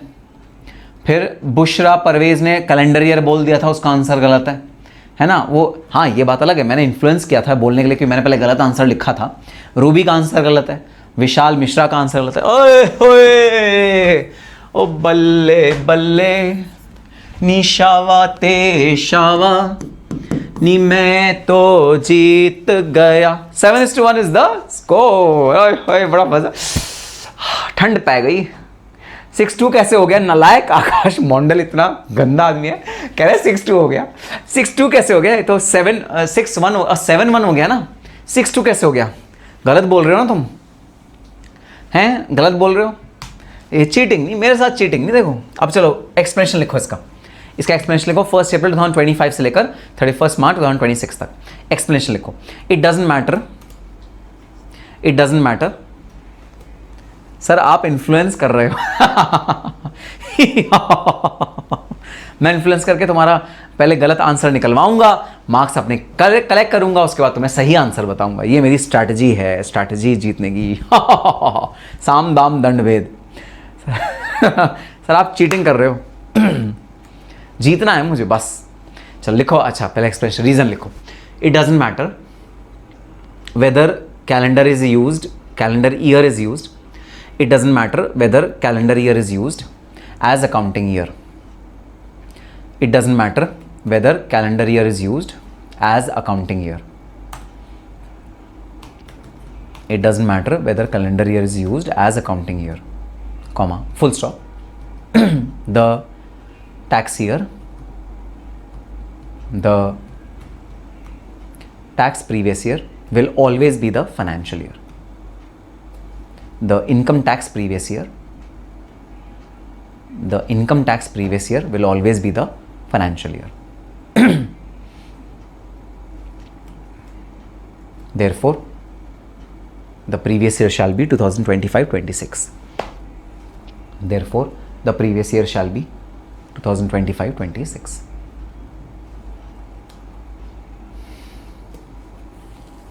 सर चीटिंग करके जीतने से पाप लगेगा। कोई बात नहीं, मैं पाप झेल लूंगा, कोई बात नहीं। सर मैं दिसंबर 25 में, अब ये सब बातें हाँ मत पूछो भाई, बैच कब होगा, क्या होगा, कैसे होगा। चलो भाई ठीक है। तो ये 1 अप्रैल 2025 टू 31 मार्च 2026। भाई ये जो क्वेश्चंस है ना कि लाइव बैच कब तक खत्म होगा, लाइव बैच में क्या करना है, कैसे करना है, ये मेरी टीम से पूछो। मेरी टीम तुम्हें प्रॉपर्ली गाइड करेगी लाइव बैच के रिस्पेक्ट में। यहाँ मत पूछो क्योंकि यहाँ रिकॉर्डिंग कैसे मिलेगी, रिकॉर्डिंग कितने आवर्स में मिलेगी, ये सब क्वेश्चन मेरी टीम जवाब देगी तुम्हें। क्योंकि यहाँ अगर मैं ये क्वेश्चन का जवाब देने लगा तो हम फिर भाई सब्जेक्ट से डाइग्रेस हो जाएंगे, और मैं सब्जेक्ट से डाइग्रेस बिल्कुल भी नहीं होना चाहता। ठीक है सर, ठीक है। ये हमने कर लिया exceptions to the general rule that income of previous year tax in the assessment year. ये हैं हमारे एक्सेप्शंस। आपको ये सारे एक्सेप्शंस प्रॉपर्ली पढ़ने हैं। इनके जो फुटनोट्स हैं वो भी आपको प्रॉपर्ली पढ़ने हैं। ये भाई फुटनोट्स सारे के सारे जिनको आपको प्रॉपर्ली पढ़ना है। रीड जरूर करना क्लास खत्म होने के बाद, ठीक है। ये जो टेक्निकल लैंग्वेज लिखी होती है, क्योंकि एग्जाम में जो लैंग्वेज लिखनी है वो यही वाली लिखनी है भाई, तो इसको रीड जरूर करना क्लास खत्म होने के बाद। ये नहीं क्लास खत्म हुआ इसको आपने पढ़ा ही नहीं, आपने जो चार्ट है बस उसे पढ़ लिया, ऐसा नहीं भाई, इसे भी रीडिंग करना है, प्रॉपर रीडिंग करना है इन सारे के सारे भाई थ्योरेटिकल पोर्शंस को। ठीक है, ठीक है सर, बात समझ में आ गई। कोई नहीं सर, कोई नहीं गाइज, कम बैक होगा अब। Yes, that's the spirit, that's the spirit. हमारा जो स्कोर हो चुका है वो हो चुका है 8:1 है, 8 मेरे 1 तुम्हारा। ठीक है, हमारा स्कोर है 8:1। अब तुम कम बैक करो और इसको रिवर्स कर दो, 1:8 कर दो, कम बैक करो तुम, बिल्कुल, अरे चिंता की कोई बात नहीं। चलो अब चलो हम अगली बात पे चलते हैं। अगली बात ये है भाई कि टैक्स जो लगेगा वो किस पर लगेगा, हु इज द पर्सन जिस पे कि टैक्स लगता है, वो कौन सा पर्सन होगा जिस पे कि टैक्स लगता है। तो गवर्नमेंट ने भाई जितने भी लोग हैं जिन पे टैक्स लगता है उनको इन कैटेगरीज में डिवाइड करा हुआ है। ये देखो सब कह रहे हैं 7:1, अच्छा भाई ठीक है, लो 7:1, ठीक है 7:1 लो, खुश, 7:1 स्कोर है। गौतम श्रीवास्तव कह रहे हैं 8:2 है। चलो अब आ जाओ पर्सन की डेफिनेशन पे। पर्सन मतलब इनकम टैक्स हम किस पे लगा सकते हैं, किस किस पर्सन पे, किस किस भाई चीज़ पे हम इनकम टैक्स लगा सकते हैं, वो अब हम पढ़ने जा रहे हैं। सेक्शन 231 की डेफिनेशन है what do you mean by person, और इनकम टैक्स हम किस किस पर्सन पे लगाएंगे। ठीक है, तो सबसे पहले तो है इंडिविजुअल। ऑफ कोर्स इंडिविजुअल पे तो इनकम टैक्स भाई लगेगा ही लगेगा। भाई सपोज तुम इनकम अर्न करना शुरू कर दो तो तुम पे इनकम टैक्स लगेगा। मैं तो इनकम अर्न करता ही हूँ तो मेरे पे तो इनकम टैक्स लगता ही है। हालांकि मैं बहुत कम इनकम अर्न करता हूँ तो मैं एग्जामिनेशन के ब्रैकेट में आ जाता हूँ, बाहर आ जाता हूँ, तो मैं इनकम टैक्स पे ही नहीं करता, तो वो तो अलग बात है। खैर, लेकिन इनकम टैक्स सबसे पहले किस पे लगेगा, इंडिविजुअल पे लगेगा। इंडिविजुअल मतलब नेचुरल पर्सन, नेचुरल पर्सन जो भगवान ने बनाया है, जो कि है ह्यूमन बींग्स। तो सबसे पहली कैटेगरी जिसको इनकम टैक्स पे करना पड़ता है पर्सन्स की डेफिनेशन में, वो होते हैं इंडिविजुअल्स, मतलब ह्यूमन बींग्स। अब ना तुम लोगों ने लॉ पढ़ा है अपने फाउंडेशन पे, तो मुझे ना एक चीज़ का भाई जवाब दे दो। कॉन्ट्रैक्ट विद अ माइनर और with a person of unsound mind is valid और वॉइड? ज़रा चैट बॉक्स में जवाब दे दो। ये पहले भी मैंने तुमसे पूछा था क्वेश्चन, है ना, मैंने व्हाट्सएप ग्रुप में पूछा था ये वाला क्वेश्चन तुमसे। ज़रा इस क्वेश्चन का आंसर दे दो। Contract with a minor is valid और वॉइड? प्रभा शर्मा कह रही है मुझे भी इनकम टैक्स पे करना पड़ता है। हाँ भाई प्रभा शर्मा, जब तुमने जीएसटी का रजिस्ट्रेशन लिया हुआ है तो ऑब्वियसली इनकम तुम अच्छी खासी कमा रही होगी, इसलिए तुम्हें पे करना पड़ेगा। Yes, void, correct. इसका मतलब ये हुआ कि एक माइनर और अनसाउंड माइंड के पर्सन के साथ कॉन्ट्रैक्ट हो ही नहीं सकता। मतलब आप उसको फोर्स नहीं कर सकते रिकवरी के लिए, आप अपने पैसे उससे रिकवर नहीं कर सकते, आप एक माइनर से फोर्स नहीं कर सकते पैसा रिकवर करना, क्योंकि जो कॉन्ट्रैक्ट माइनर के साथ होता है वो वॉइड एब इनिशियो होता है एज पर द कॉन्ट्रैक्ट एक्ट। अब सवाल ये उठता है, आप में से कौन कौन आदित्य नारायण को जानते हैं? आदित्य नारायण आदित्य नारायण कौन है? आदित्य नारायण को देखा होगा हमने, हाँ? हे उदित नारायण को तो हम सब जानते ही हैं। उदित नारायण और आदित्य नारायण, हे आहा हा हा हा, हे हो।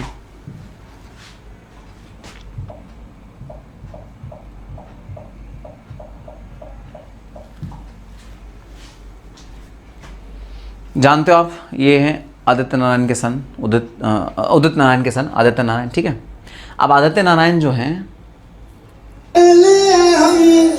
अकेले तुम जो हम तुम संग है तो फिर क्या गम, तू मेरा दिल तू मेरी जान, हम चलो बंद करो दोस्तों, गाने सुनने थोड़ी आए हम यहाँ पर।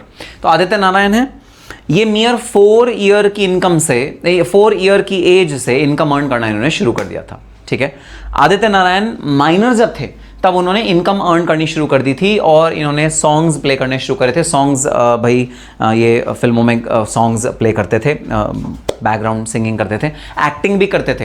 राजा हिंदुस्तानी अगर आपने फिल्म देखी होगी उसमें इन्होंने one of the good characters play किया, एक्टिंग भी करते थे, इनकम अर्न करते थे।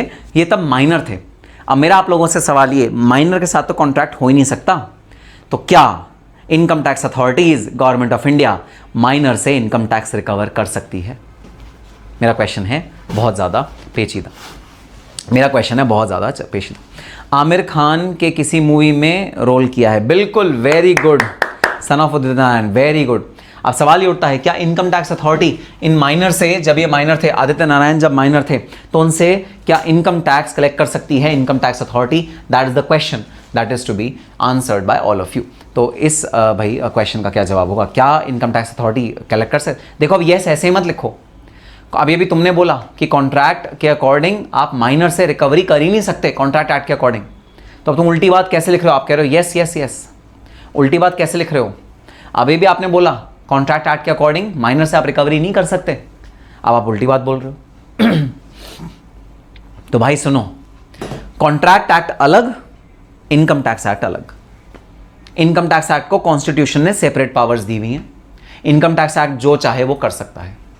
हाँ, एक भाई अनसाउंड माइंड या माइनर के साथ कॉन्ट्रैक्ट नहीं हो सकता, वो बात बिल्कुल सही, लेकिन इनकम टैक्स रिकवर हो सकता है। Income tax can be recovered from a minor person. Income tax पक्का से रिकवर हो सकता है माइनर पर्सन के साथ। और पर्सन की डेफिनेशन में स्पेशली ये बात ध्यान रखना, it includes minor and unsound person. Include करता है भाई इंडिविजुअल, माइनर भी और अनसाउंड पर्सन भी। तो आपको कंफ्यूज करने के लिए एग्जाम में एग्जामिनर ऐसा बोलेगा कि a minor earns income of 10 lakh rupees per annum, calculate his tax liability. Zero मत लिखाना, जीरो मत लिखाना, आपको टैक्स लायबिलिटी कैलकुलेट करके बतानी है। क्यों? क्योंकि माइनर से टैक्स लायबिलिटी रिकवर हो सकती है। इनकम टैक्स एक्ट अलग, उसकी अथॉरिटी अलग, और कॉन्ट्रैक्ट एक्ट की अथॉरिटी अलग, दोनों की अथॉरिटी अलग अलग। Very good. दिया कह रही है as per income tax authorities will never leave anyone from collecting tax. Very good. Tax तो लेगी, पैसे अर्निंग ले सकती है, बट इनकम टैक्स में चाहे जो भी अर्न करे। Very good, very good, perfect, perfect answer. तो इनकम टैक्स रिकवर होगा ही होगा। अब देखो यहाँ पर ना प्रभा शर्मा ने एक बात लिखी है जो कि गलत है। यहाँ पर क्लबिंग ऑफ इनकम का प्रोविजन आएगा। भाई क्लबिंग ऑफ प्रोविजन का इनकम तब नहीं आता जब जो पर्सन जो माइनर इनकम कमा रहा है वो इंडिपेंडेंट अपने टैलेंट के बेसिस पे इनकम कमा रहा है। यहाँ आदित्य नारायण अपने टैलेंट के बेसिस पे इनकम कमा रहा है, भाई उसकी इंडिपेंडेंट इनकम है। यहाँ क्लबिंग के प्रोविजन नहीं आएंगे। सर ये क्लबिंग क्या होता है? और सब बच्चे सोच रहे हैं। अरे भाई रुक जाओ, ये प्रभा शर्मा एडवांस के क्वेश्चन पूछती है ना मेरे से, इसलिए मैं थोड़ा सा ना डाइग्रेस हो जाता हूँ। तो कोई बात नहीं, प्रभा का जवाब दे दिया। तुम सब भूल जाओ क्लबिंग, हम आगे चल के एक बहुत मजेदार उम्दा चैप्टर है क्लबिंग, वो पढ़ेंगे, तब तुम्हें क्लबिंग के सारे भाई पॉइंट्स करवाऊंगा। अभी भूल जाओ क्लबिंग के बारे में, ठीक है सर, बात समझ में आ गई। सो इंडिविजुअल में माइनर भी इंक्लूड होगा, अनसाउंड माइंड भी इंक्लूड होगा। भाई टैक्स गवर्नमेंट किसी से नहीं छोड़ेगी लेना, टैक्स तो कलेक्ट करेगी, भले अनसाउंड माइंड इनकम अर्न कर रहा हो, भले माइनर इनकम अर्न कर रहा हो, टैक्स तो कलेक्ट होगा ही होगा। इनकम टैक्स एक्ट कलेक्ट होगा ही होगा। सेकेंड चीज है हिंदू अनडिवाइडेड फैमिली, HUF। अब भाई ये HUF क्या होता है? सबसे पहले समझो भाई, HUF होता है एक हिंदूज की एक फैमिली जहां पर हिंदूज का पूरा परिवार है। परिवार का मुखिया होता है जैसे दादाजी के 4 लड़के, ठीक है, और उन सब लड़कों की मतलब वाइफ और उनके बच्चे, इसे बोलते हैं HUF, हिंदू अनडिवाइडेड फैमिली। तो हिंदू अनडिवाइडेड फैमिली का जो टैक्सेशन है उसका तरीका बिल्कुल अलग है जो गवर्नमेंट ऑफ इंडिया ने प्रिस्क्राइब किया हुआ है, लेकिन वो भी पर्सन की डेफिनेशन में आता है, ठीक है। अब एक बात ध्यान रहे, हिंदू अनडिवाइडेड फैमिली में सिख फैमिली और जैन फैमिली भी इंक्लूड होती हैं। हिंदू लॉ के अकॉर्डिंग जो बनी हुई होती है, हिंदू लॉ है एक सेपरेट हिंदू लॉ है, उसके अकॉर्डिंग ये हिंदू फैमिलीज बनी हुई हैं। जैन और सिख भी इसके अंदर इंक्लूड होते हैं। हिंदू लॉ के अकॉर्डिंग हिंदू अनडिवाइडेड फैमिली भी पर्सन की डेफिनेशन में आती हैं। अब एक सवाल आपके मन में उठ सकता है, अच्छा पहले मैं जरा आपके सवाल का जवाब दे दूं। माइनर के साथ कॉन्ट्रैक्ट करना वॉइड है, but in case of income tax देना कंपलसरी है। वेरी गुड, सौरभ का बिल्कुल सही स्टेटमेंट। चलो भाई, अब मेरा एक सवाल है तुम लोगों से। सर एक बात बताइए, सर यहां पर हिंदू अनडिवाइडेड फैमिली लिखा है, यहां मुस्लिम फैमिली क्यों नहीं लिखा जिसमें मुस्लिम पर्सनल लॉ अप्लाई करता है? यहां क्रिश्चियन फैमिली क्यों नहीं लिखा? क्रिश्चियन भी लिखा होना चाहिए था, है ना। तो और सब मजहब के यहां पर क्यों नहीं पर्सन की डेफिनेशन में इंक्लूड करे, सिर्फ हिंदू अनडिवाइडेड फैमिली को ही क्यों इंक्लूड करा? ऐसा क्यों हुआ भाई? और भी तो भाई रिलीजन्स में फैमिली बिजनेसेस होते हैं, फैमिली ओन्ड बिजनेस होते हैं, जैसे हिंदू अनडिवाइडेड फैमिली बिजनेस है भाई हल्दीराम्स, है ना। हल्दीराम्स एक अग्रवाल फैमिली है जो ओन करता है पूरा बिजनेस। अच्छा अंबानीज, अनंत अंबानी, मुकेश अंबानी, इनकी भी अपनी HUF बनी हुई है, तो वो अपना बिजनेस होल्ड करते हैं भाई, उनकी भी अलग HUF बनी हुई है। तो सर ऐसे ही कोई और जो रिलीजन है उनका क्यों नहीं यहाँ पर्सन की डेफिनेशन में आ रहा जो और कोई रिलीजन है? रीज़न ये है कि जब ये एक्ट बना था, इनकम टैक्स एक्ट 1961, तो ज़्यादातर देश में जो फैमिलीज थी जो भाई अपना बिजनेस रन कर रही थी वो HUF ही थी, उनकी बहुतायत थी, वो बहुत सारी थी।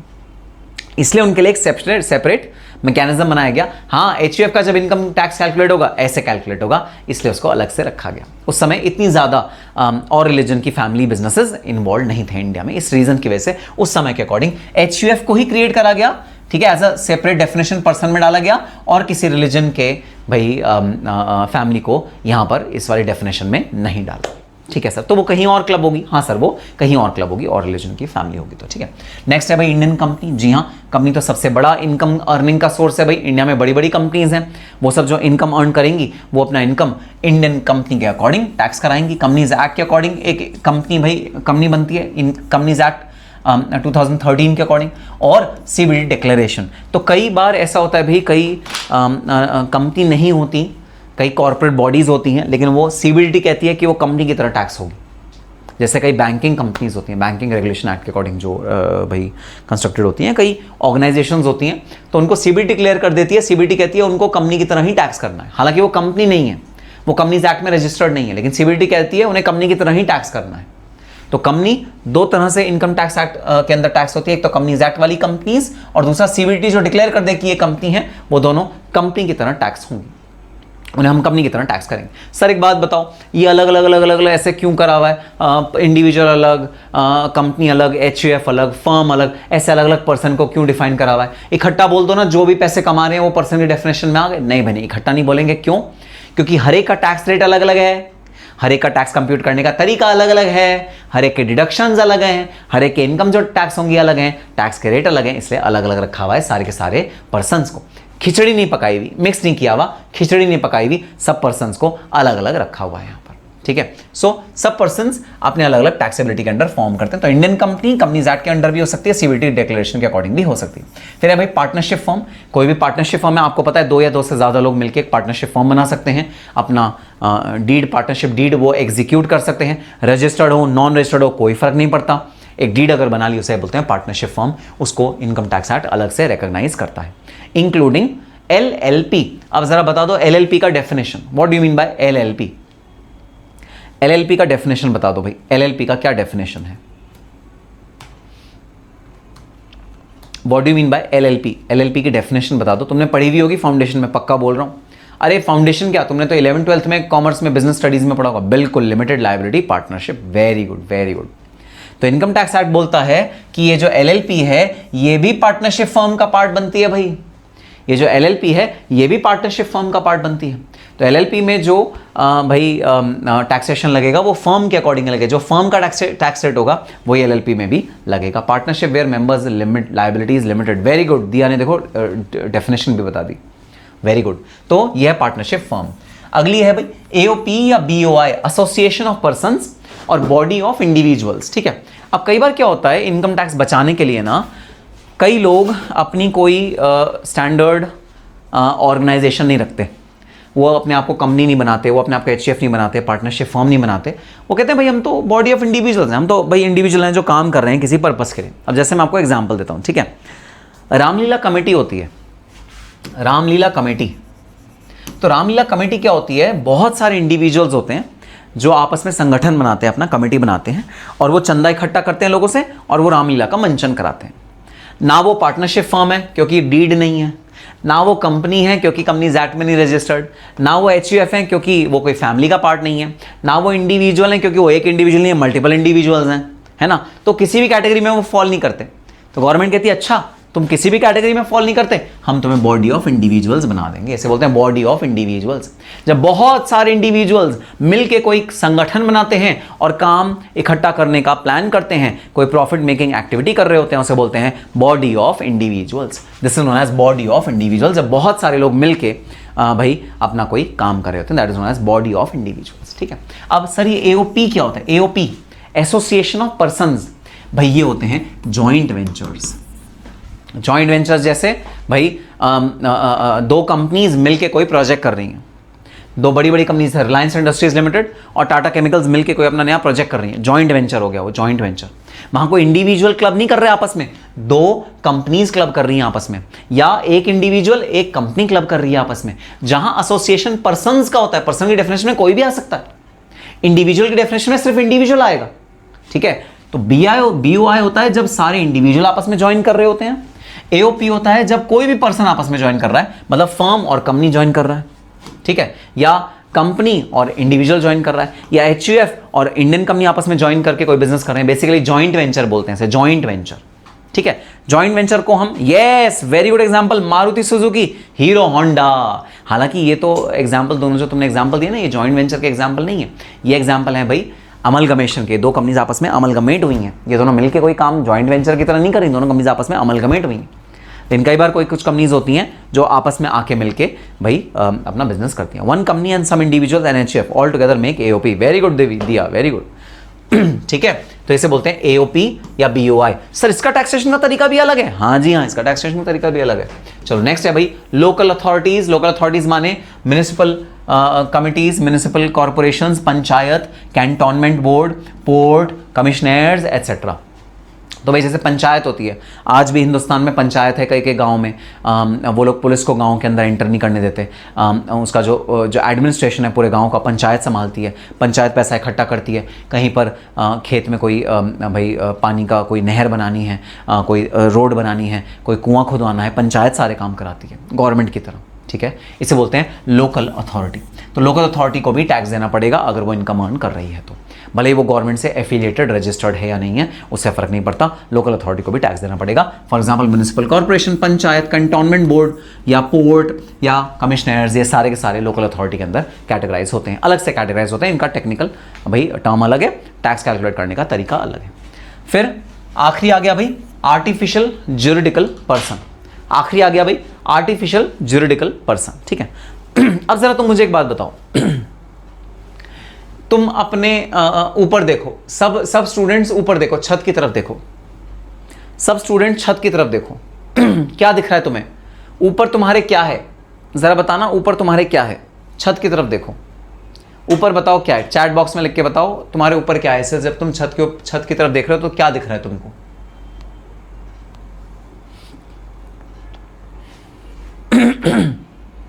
छत पे क्या दिख रहा है तुमको? ऊपर देखो,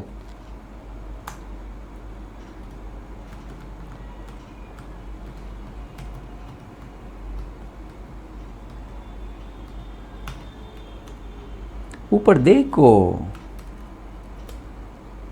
फैन, बिल्कुल। लाइट भी दिख रही है, ठीक है, फैन भी दिख रहा है, लाइट भी दिख रही है, सीलिंग भी है। मैं तो फैन की बात कर रहा हूं अभी मैं फैन और लाइट की बात कर रहा हूं, ठीक है, जो फैन और लाइट तुम्हें दिख रहा है, ठीक है। अब एज्यूम कर लो कि तुम इनकम टैक्स अथॉरिटी हो, ठीक है। क्या हो तुम हो इनकम टैक्स अथॉरिटी। जरा फैन को बोलो, फैन लाओ हमें इनकम टैक्स पे करो, फैन लाओ हमें इनकम टैक्स पे करो। बोलो जरा फैन को। सपोज तुम्हारा फैन इनकम अर्न कर रहा है, ठीक है, तुम्हारा फैन इनकम अर्न कर रहा है, बोलो फैन लाओ मुझे टैक्स पे करो। तुम इनकम टैक्स अथॉरिटी हो, बोलो ट्यूबलाइट मुझे टैक्स पे करो, ए ट्यूबलाइट टैक्स पे करो, ऐसे बोलो। अरे कोई बात नहीं, मम्मी समझेंगी बेटा पता नहीं क्या हो गया, पागल हो गया, या बेटी पागल हो गई, कोई बात नहीं, समझने दो। दुनिया पागल, आइंस्टाइन को सब पागल समझते थे, सक्सेस होने से पहले सब पागल समझते हैं। तुम में से कहो फैन मुझे टैक्स पे कर दो, फैन मुझे टैक्स पे कर दो, ट्यूबलाइट मुझे टैक्स पे कर दो, ये मेरा डिजिटल बोर्ड है, डिजिटल बोर्ड मुझे टैक्स पे कर दो, लाओ मुझे टैक्स पे कर दो। लैपटॉप, मेरा लैपटॉप रखा है, मुझे टैक्स पे कर दो। लाइट, यहाँ एक लाइट रखी है, लाओ मुझे टैक्स पे कर दो। अरे कैमरा, ये सामने कैमरा है, कैमरा लाओ मुझे टैक्स पे कर दो।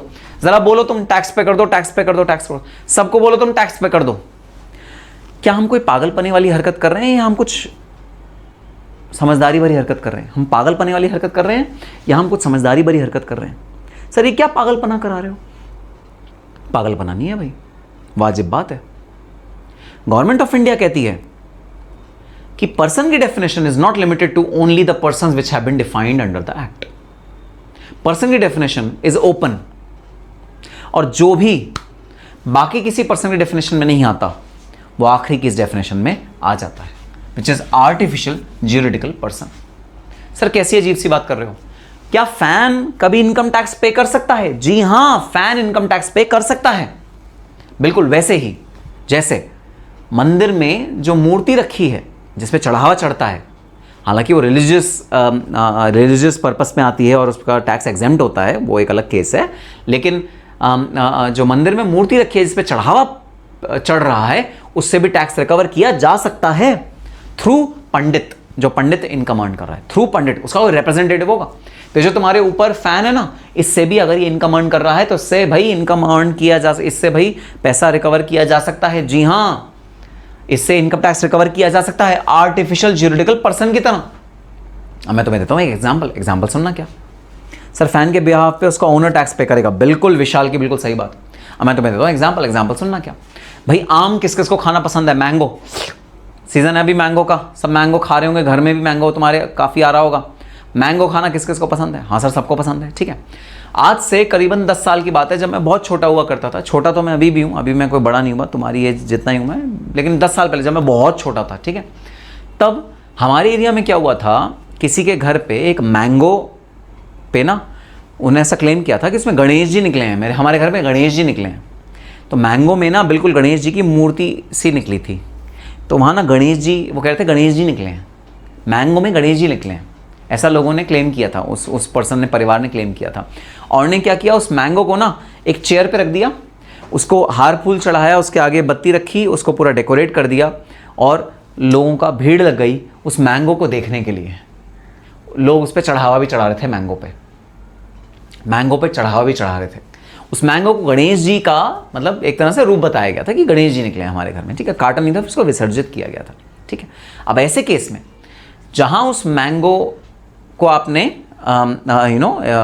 भाई एक आइडल की तरह यूज़ किया और उससे इनकम अर्न करी, इनकम अर्न हुई ना उससे, क्या इस इनकम पे income tax authority tax charge कर सकती है? बिल्कुल कर सकती है, बिल्कुल कर सकती है। ये एग्जाम्पल है कि नॉन लिविंग बीइंग भी इनकम अर्न कर सकता है, नॉन लिविंग बीइंग भी इनकम अर्न कर सकता है। ये एग्जाम्पल है भाई, ये आर्टिफिशियल ज्यूरिडिकल पर्सन का एग्जाम्पल है।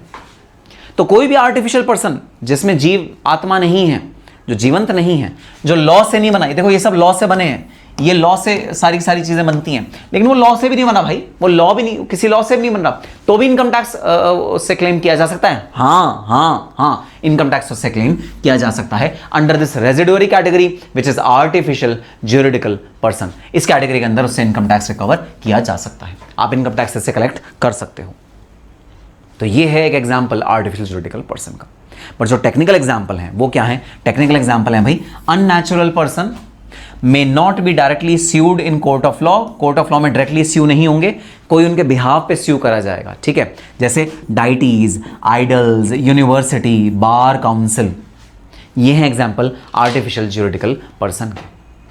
ये है आंसर आर्टिफिशियल ज्यूरिडिकल पर्सन के एग्जाम्पल्स हैं ये भाई, deities, idols, university, bar council. तो इनकी कोई अपना वजूद नहीं है, ये कोई नेचुरल पर्सन नहीं है या लॉ ने नहीं बनाया, लेकिन फिर भी इनसे इनकम टैक्स रिकवर हो सकता है। इनका रिप्रेजेंटेटिव असेसी बनाया जाएगा, इनका कोई रिप्रेजेंटेटिव बनाया जाएगा और उससे इनकम टैक्स रिकवर होगा।